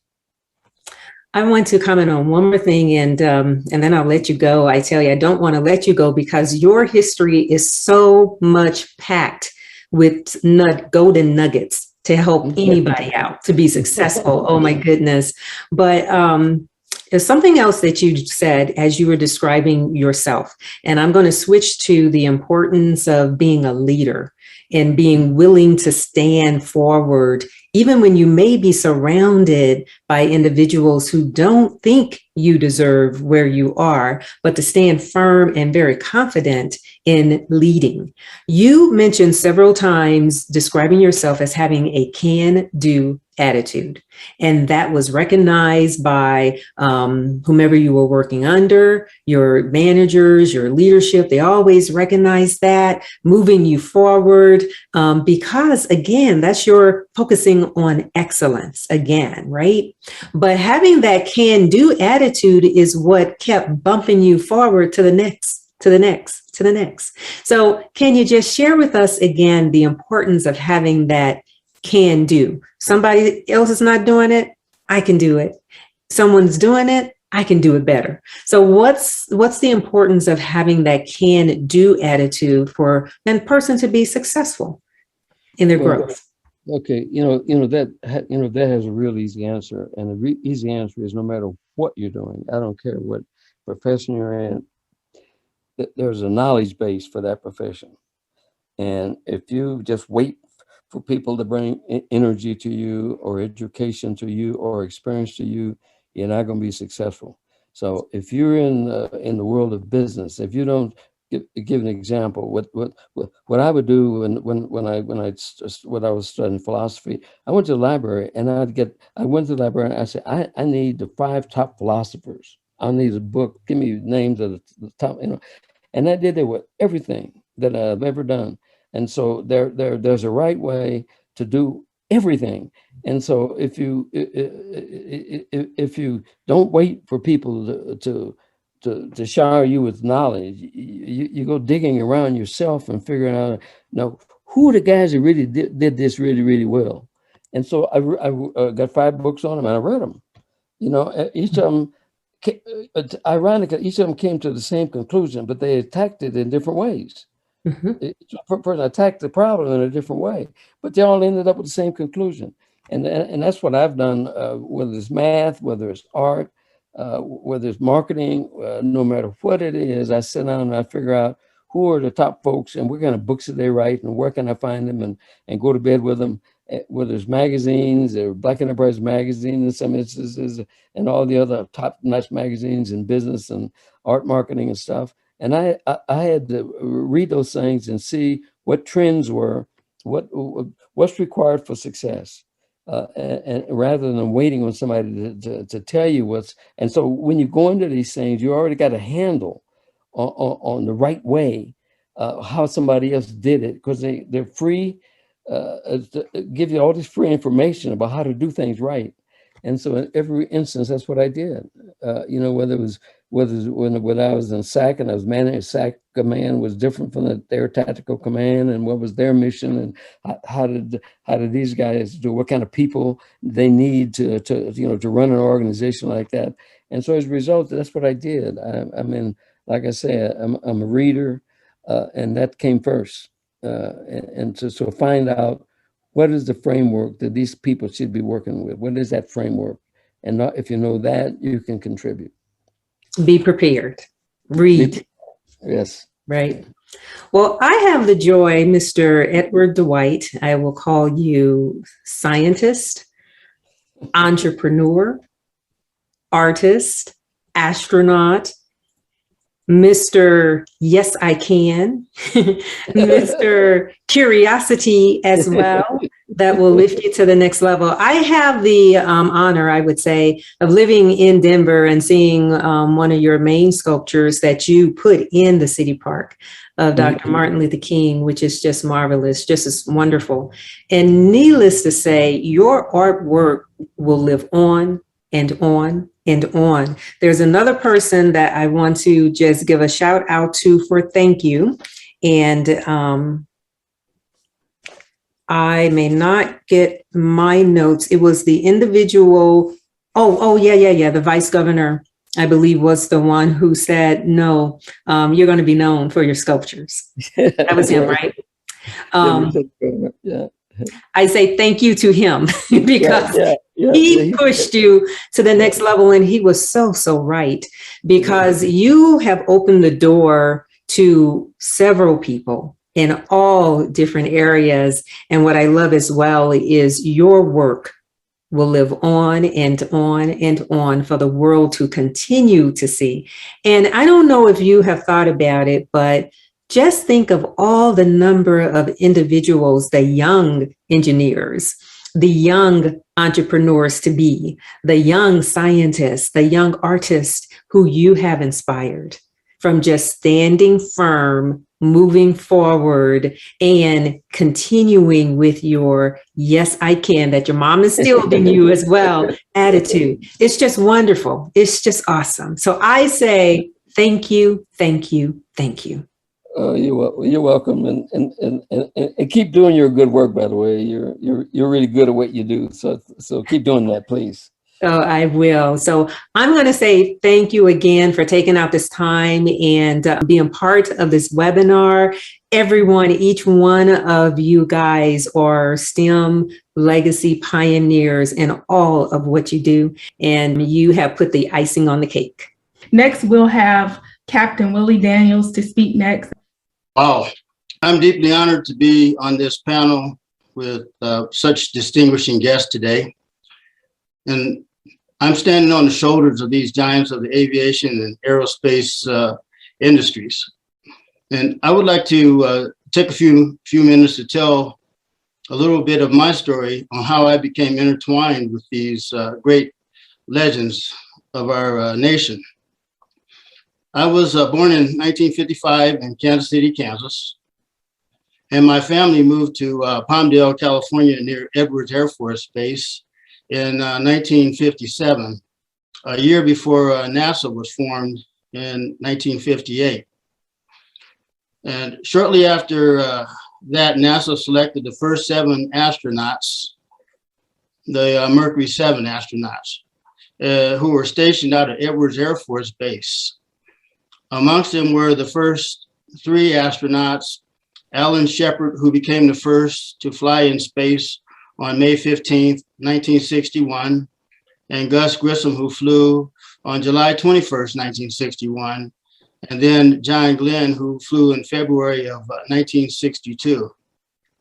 And I have a story after we moved to Pomona, California from the Palmdale area, and I would ask my mother, because I heard about the launch of John Glenn, which was going to be the first orbital flight going all the way around the world.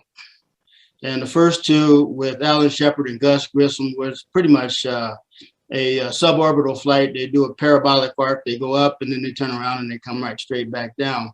But John Glenn was the first that was going to do a total flight around the world. And I asked my mother, Mom, if I go to bed, I do all my homework and I go to bed early, would you wake me up at 3, 4 o'clock in the morning so I could watch that launch into space? And I went to bed extra early that night and she woke me up, and sure enough, in 1962, I was able to watch John Glenn in his historic flight for the first time as an astronaut going completely around the world. Now, living over in the Palmdale area, as a small child, I would go outside and play with my family and friends. And every now and then we would hear a sonic boom going off. And I'd look up into the sky and I could see these contrails as they raced across the skies. But unbeknownst to me, at that time, it was folks like Colonel Chuck Yeager, who was the commander of the astronaut training school, and Captain Ed Dwight, and others out there breaking the sound barrier. Now, as a small child, one of the things that happened to us, I had a lot of brothers and sisters. I had 9 brothers and sisters, and we, as growing up out in the Southern California area, my father would load us all up in his station wagon. and he'd have us count out 1 through 10 to make sure that we were all still there at the same time. But then we'd head off to maybe Edwards Air Force Base or over to Palmdale Airport or Mojave Airport, where he would take us off to air show. And for the first time, this is where I got the love for airplanes. I would see these airplanes flying in the skies, people jumping out of airplanes and the whole works. And this is where I fell in love at the time with wanting to learn how to fly. Now, growing up in the 60s, each year we would return back to Kansas City to visit my grandparents and my other family members. And my grandmother had a photograph of a young man on her living room table posing in his football uniform with a football in his hands. And my grandmother would say to me, "See that young man? He's an astronaut." That young man was Ed Dwight.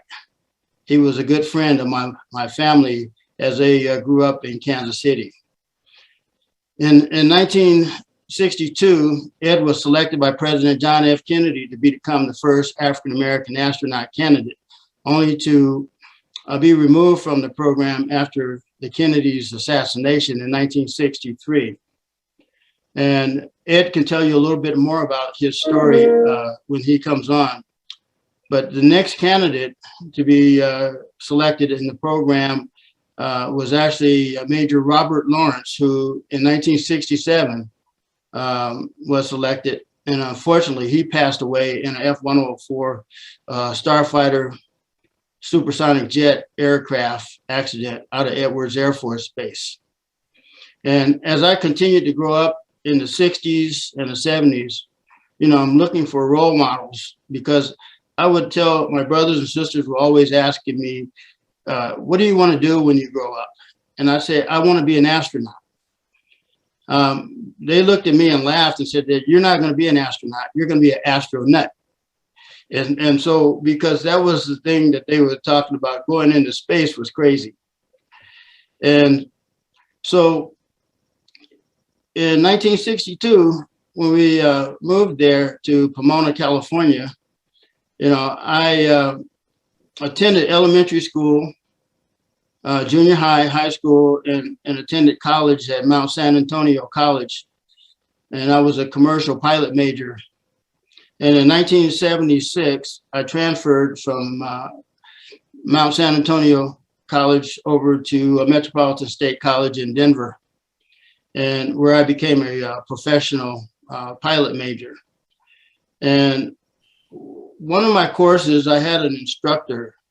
And this was back in 1977 by this time at Metro. And my instructor had announced that he had a special guest that he had invited to speak at our class the following week. And it turned out the two of these individuals had been test pilots together out of test pilot school at Edwards Air Force Base. And this guest speaker turned out to be Mr. Ed Dwight. And after his visit and speech to my class, I introduced myself to Mr. Dwight and told him that he didn't know me, but he knew my family because he grew up with them in Kansas City. And I told him that I was very interested in becoming an astronaut. And he invited me to his home, and he gave me an application to apply for an astronaut position with NASA.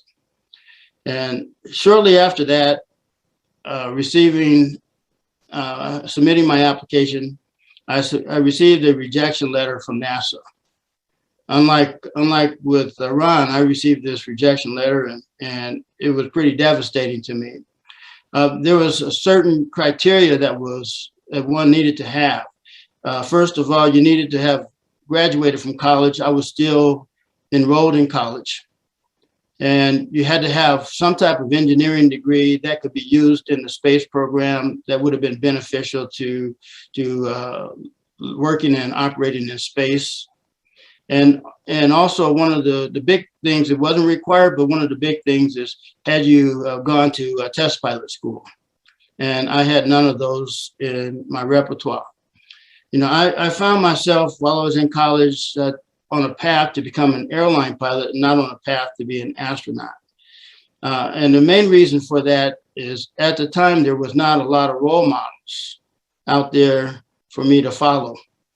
And shortly after this, unbeknownst to me, or shortly before this, unbeknownst to me, NASA had contracted with an American actress by the name of Miss Nichols of Star Trek. And she was also known as Lieutenant Uhura, you know, and Nichelle Uhura, or actually Nichelle Nichols, had worked on the series of Star Trek in the early to mid 60s, and she was considering getting off.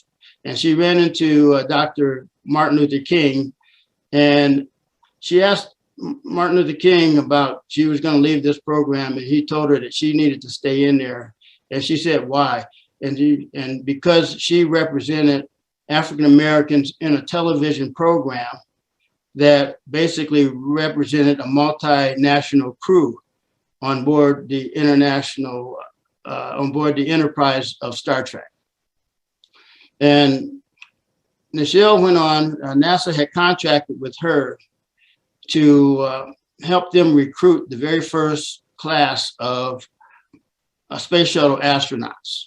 And in that class, you had Dr. Guillen Bluford, Dr. Ronald Mcnair, and Colonel Fred Gregory, who unfortunately, Fred's on holiday with his family and wasn't able to join us today. And they just recently named a building at the Air Force Academy in his honor, Gregory Hall.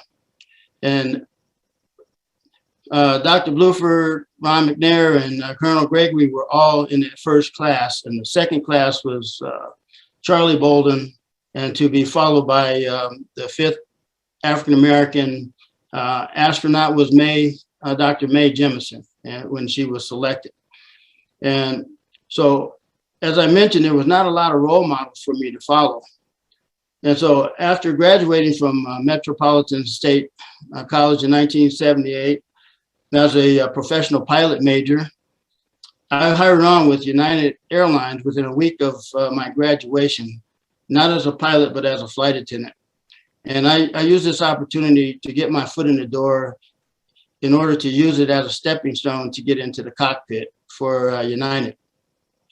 And during that time frame, I flew as a flight attendant for about 8 years, and then I transitioned into the cockpit, where I started out on the Boeing 727, and I worked as an instructor for United, as a recruiter for United. I transitioned over to the McDonnell Douglas DC-10. I went to the Boeing 747-400, where I flew that for 19 years out of Los Angeles, pretty much all over the world. And then I transitioned over to the Boeing 777 as a captain.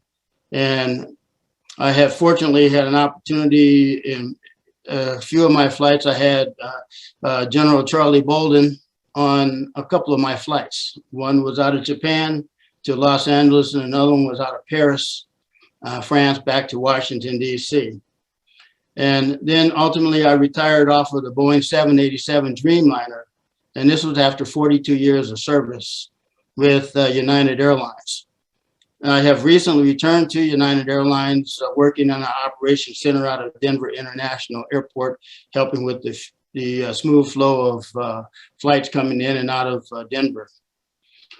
1980, I joined a group of airline pilots that had formed an organization called ASAP. And ASAP stood for the American Society of Aerospace Pilots. And this group of pilots wanted to see what the feasibility of airline pilots flying transitioning from flying airline jets to flying the space shuttle. And we were being heavily courted by NASA at this point in time. And one of my trips was down to the Johnson Space Center when I had a chance to meet Charles Bolden for the first time at the Johnson Space Center over in Houston. And since then, we have remained in contact with each other over the years, and that's going over 40 years at the present time. In 1999, alongside of other airline pilots and engineers and scientists and educators, I founded an organization called Shades of Blue, which is an aviation aerospace foundation dedicated to helping build the future workforce for the country. And to date, we have worked with thousands and thousands of students to inspire them to pursue careers in the fields of aviation and aerospace. And just to name a few that we have been a part of here recently, one of the young men just spent 6 months on orbit on Expedition 64 of SpaceX, Mr. Victor Glover, who just returned back in May after being up in space on the International Space Station. We have another young lady, Miss Corinne Gatto Stano, and she's now a rocket propulsion engineer working on propulsion. She did the Mars 2020 program, and now she's working on a project to go to Europa, to burrow down into the oceans of Europa to look for life in the oceans of Europa. And I formed this organization because at the time, I found that there was not a lot of role models out there for me to put me on a path to become an astronaut, which was my ultimate goal. But now, after becoming an airline pilot and being in the industry for over 42 years, I know what it takes to become an airline pilot. I know what it takes to become an astronaut. I know what it takes to be an engineer and a scientist. And we are working to help build that future workforce by inspiring these young people in the areas of STEAM and STEAM++, which stand for science, technology, engineering, arts, math. And in 2016, as noted by General Bolden, NASA added the D for design because they want people to think about designing aircraft and designing spacecraft and what it's going to take for us to be able to fly to Mars, send people to Mars, not on a one-way trip, but to bring them back here to the Earth in one piece. And so these are the things that we are doing with my organization to help inspire. And by having these heroes and sheroes, and I thought it was great to have Cheryl tell a little bit about herself as a spouse, because a lot of times we have a tendency to look at the tip of the spear, and the spouses are those individuals behind those astronauts that are going up in space, and they are usually overlooked. And so the roles that they play as wives, as mothers, as supporters of those astronauts is huge. And you know, Cheryl, my hat's off to you for the years that you have worked with Ron and the Dream Foundation on that. It's amazing that that you're still going and supporting that. And just to be on this panel with all of you heroes and sheroes, to me, it's a huge, wonderful experience for me. And it's something that I hope the young people, the students out there across the world will listen to this opportunity and follow in our footsteps. And thank you all for being here. So thank you for the opportunity to be here on your panel. Thank you for speaking and sharing your story, Captain Willie. We're ready for our first question, Mayan. There was a question for Mrs. Mcnair earlier in the chat, and I was able to capture that question. And the question was from Tahara, and it states, this is her statement: Dr. Mcnair didn't advance alone. He created a support system for many others to follow. How important was his support to the success of others? Oh, okay. Well, I've heard from other people, from people around the nation, how they have looked up to him and how they have taken in consideration the things that he said. Also, I believe you heard Charlie Bolden, the General Joe Bolden, speak of Ron and his encouragement to him. So anyone he met or he saw that he thought would be interested, he would encourage them to go on, go for it, go do what you want to do. But also, there is an organization around the nation and universities around the nation. It's called the Mcnair Scholars. And they, it's at least in 300, I believe 300 universities around the nation. And it was considered actually as his life as a role model, in that the first of a family to achieve a PhD, and the kinds of things that he did with his life, and the success that he had, and the encouragement and the inspiration to, especially to youth. He spoke to youth all over the nation after his first flight, and to encourage them to reach their goals, to encourage them to, again, work past their obstacles. And so with that, and all the universities and colleges, and the students that I meet that are Mcnair Scholars, they all talk so highly and tell me of the things that they wish to do. And in many of them in the STEM fields, and not only in the STEM fields, but actually in various fields, they mention the encouragement and the inspiration that they received in studying him and studying through this program particularly. And so with the schools, there are many schools around the nation that are named after Ron, high schools, elementary, middle schools, etc. Some that I've gone to speak to, and some that have written to me and have talked about Ron's life and what it has meant. And so I can't tell you a number of students, but several of them all over the nation have been influenced from my understanding. I'll add, Cheryl is, she's not quite as strong as I would say. Ron was not encouraging. Ron embarrassed me. When he asked me, why would you not apply? And I said, they never picked me. He looked at me pretty sternly and he said, that is the dumbest thing I ever heard. He just said it. That is the dumbest thing I ever heard. And what he reminded me was the lessons that my mom and dad had taught me about believing in yourself, never giving up, just being prepared and try anything. Had Ron not done that, I can guarantee you I would not be sitting here today. So he was more than encouraging to me. He embarrassed me, and that's why I applied. Oh, thank you. Sometimes you need that encouragement to push you along.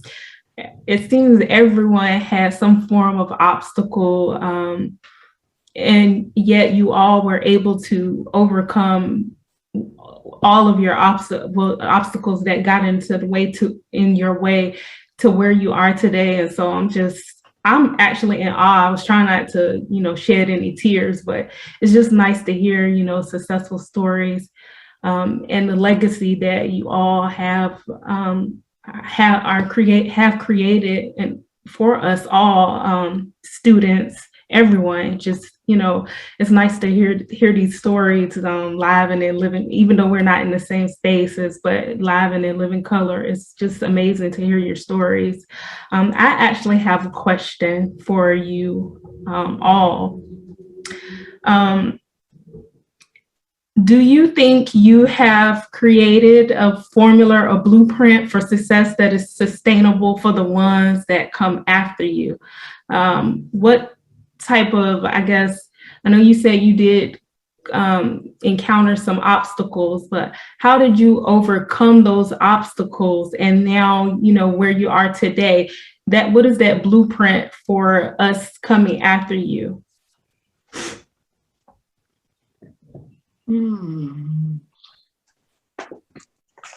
I'll go ahead and start. It looks like I'm on.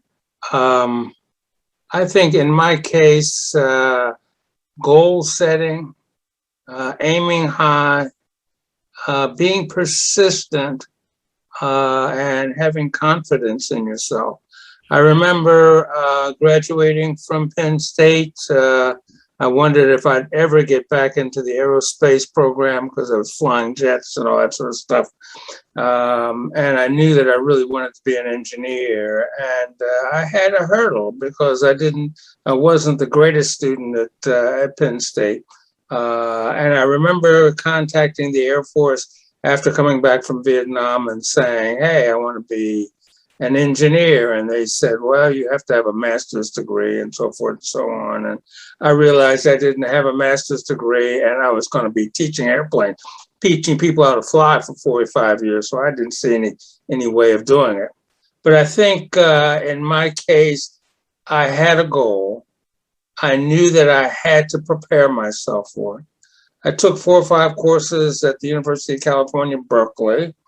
And I was prepared to leave the Air Force to try and go to grad school, even though that was still pretty far out in the future. And I felt very honored when, in applying for the program in the Air Force, I got selected. And I realized that I had laid the foundation, the preparation, which is really very important in order to be able to take advantage of opportunities. So I think you'll have to work hard to continue to improve yourself, make you a better person, always look for better ways of doing things and always preparing yourself for the future, even though you may not know exactly what the future is going to hold. And I was very pleasantly surprised when I got selected. And it was all due to preparation. So setting high goals, constantly working to make yourself a better person and always preparing for future opportunities, I found was the key to my success. Thank you. I would like to add something along with that. You know, as I mentioned earlier, we founded my organization, Shades of Blue, with the idea of taking professionals like these heroes and sheroes today from our working environment into the classrooms, which is exactly what we're doing right now today. And you know, being a role model, like I mentioned, there was not a lot of role models at the time. Unfortunately, when I was growing up, Guy Bluford, and I barely knew of Ed Dwight and Charlie Bolden and Fred Gregory and all those guys. I didn't know of them at the time. So there was not an individual that looked like me that I could go to and talk to them and ask them, how do I become an astronaut, or what do I need to do? And so many years later, you know, I decided to found this organization that would be able to help these young people across the nation to follow in our footsteps. And just to give a few quick statistics, in the next 16 to 17 years in our country, in the airline industry, we're facing worldwide shortages of about 804,000 airline pilots, 914,000 flight attendants, and 769,000 aircraft mechanics. And right now today, we're over 2 million engineers short. And so this is a great opportunity for those young people who are interested in pursuing a career in these fields to go down this road and study. Now, every one of the panelists here will tell you it's not going to be an easy task to achieve that. But if you work hard at it, you dedicate yourself to achieving whatever the goals are that you're working at, you ultimately will succeed with those goals. I woke up this morning with a pleasant phone call from my own niece, and she called me up to just tell me that, Uncle, I just wanted to let you know that I have gotten a class date as a pilot for United Airlines. And when you can say, you know, I had 2 individuals in June and July that asked me to come out to United Airlines and present them with their wings as pilots for United Airlines. So those are the types of things that we can see as successes, as role models and mentors for the next generation. And giving them the numbers that I just gave you should be in everybody's ears to say, hey, this might be a great path for me to be on. When I was 22 years old, I walked out of college It was like someone handed me a set of keys and said, here are your keys to the world. And I've had that opportunity. Guy and Charlie and Ron and Fred and all those other individuals, they traveled around the earth at about 17,500 miles an hour. They were about 17,000 miles an hour faster than me. But when you look at it, we all had an opportunity to travel the world, to see the world. And these are some great opportunities for you to participate in that as well. Thank you. We have a question from Siam, and the question is, if you can give one piece of advice to your younger self, what would it be?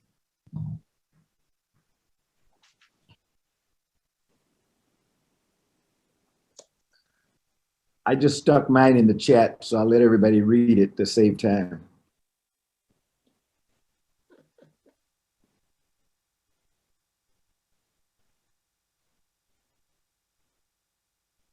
I would say follow your dreams, no matter what your dreams are.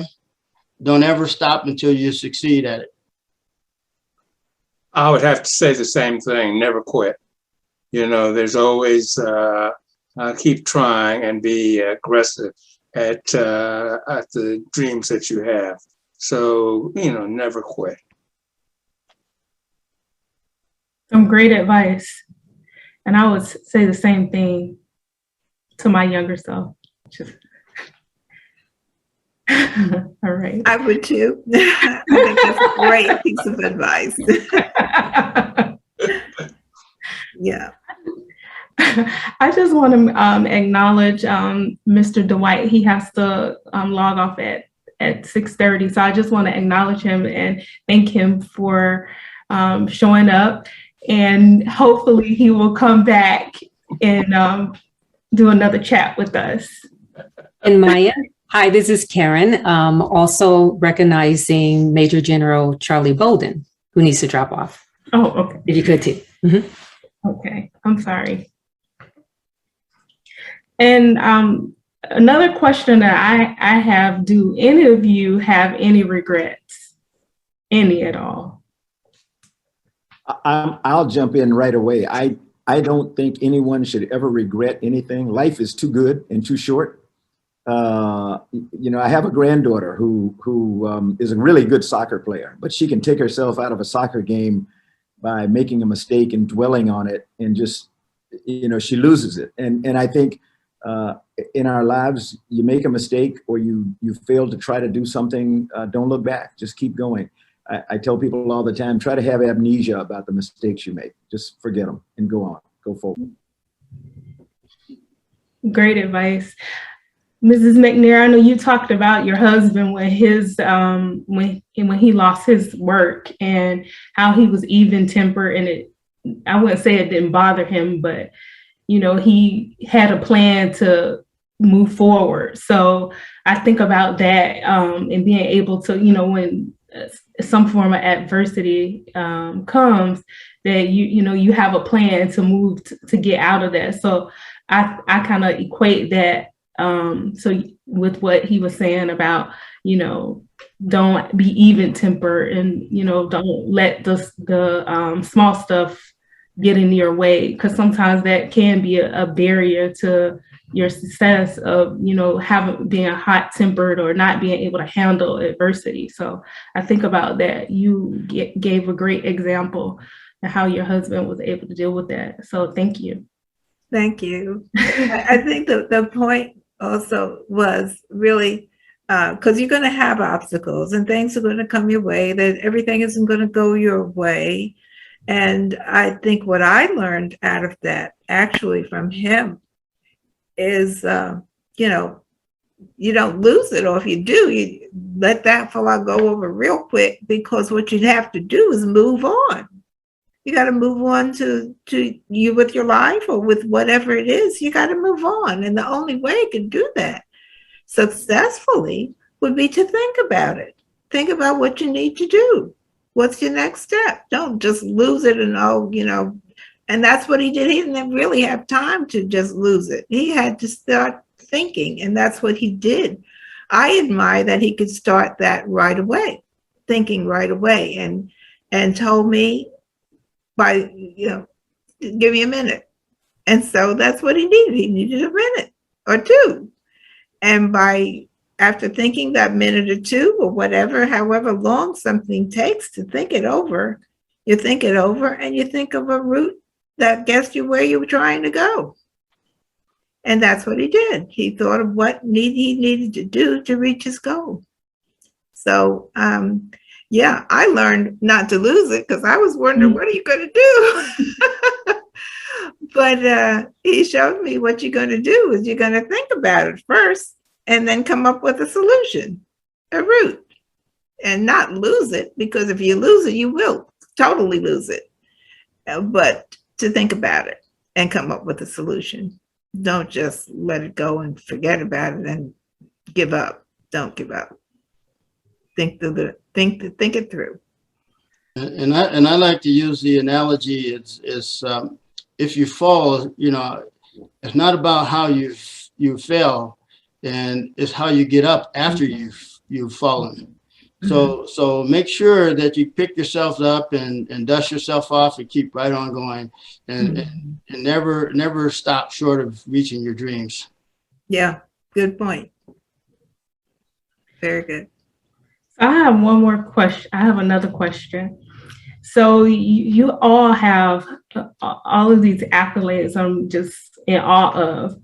So what are your next steps as of now? I know Captain Willie said he has his nonprofit and as well as Ms. Mcnair, but what other things are you doing aside from the nonprofits? What do you do to decompress, or any other things? What do you do? I think, I'll close out my time with you. I try now because I'm 75 years old, which is still a year or two younger than Guy,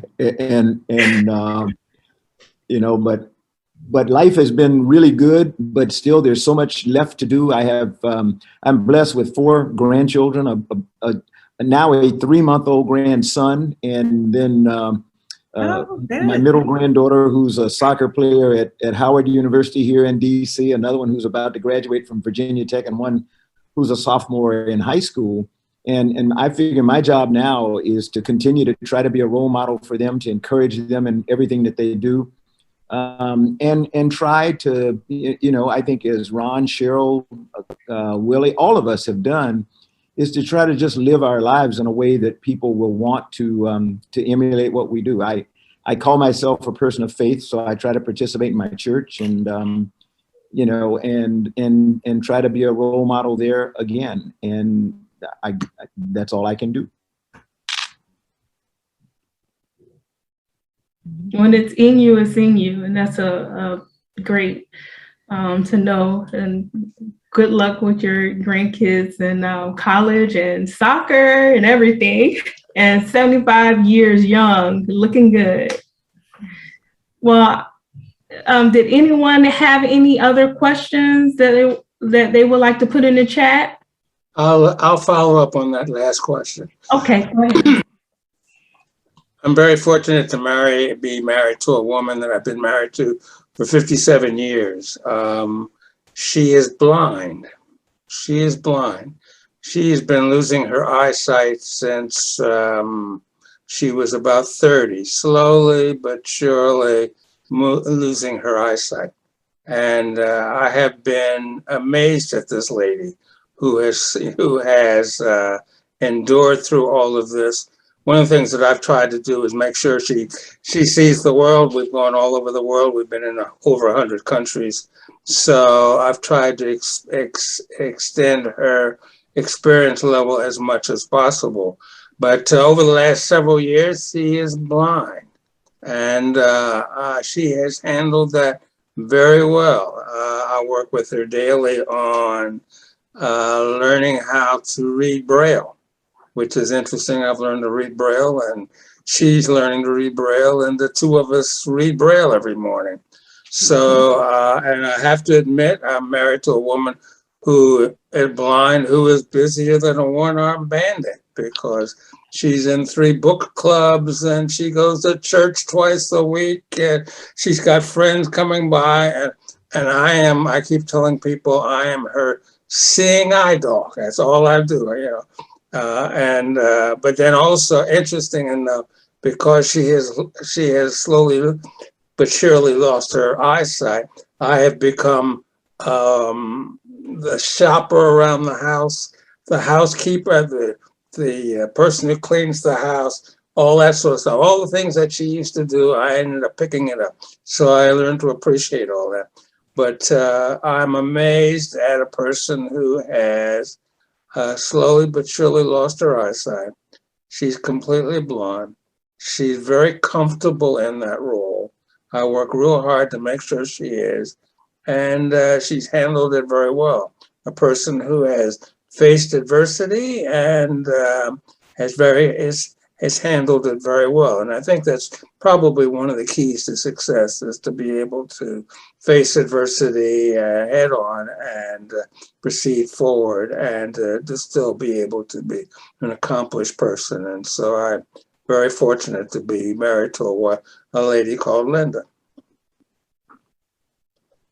Thank you for sharing your story about your wife, and looks like she's a busy woman. She has a great husband.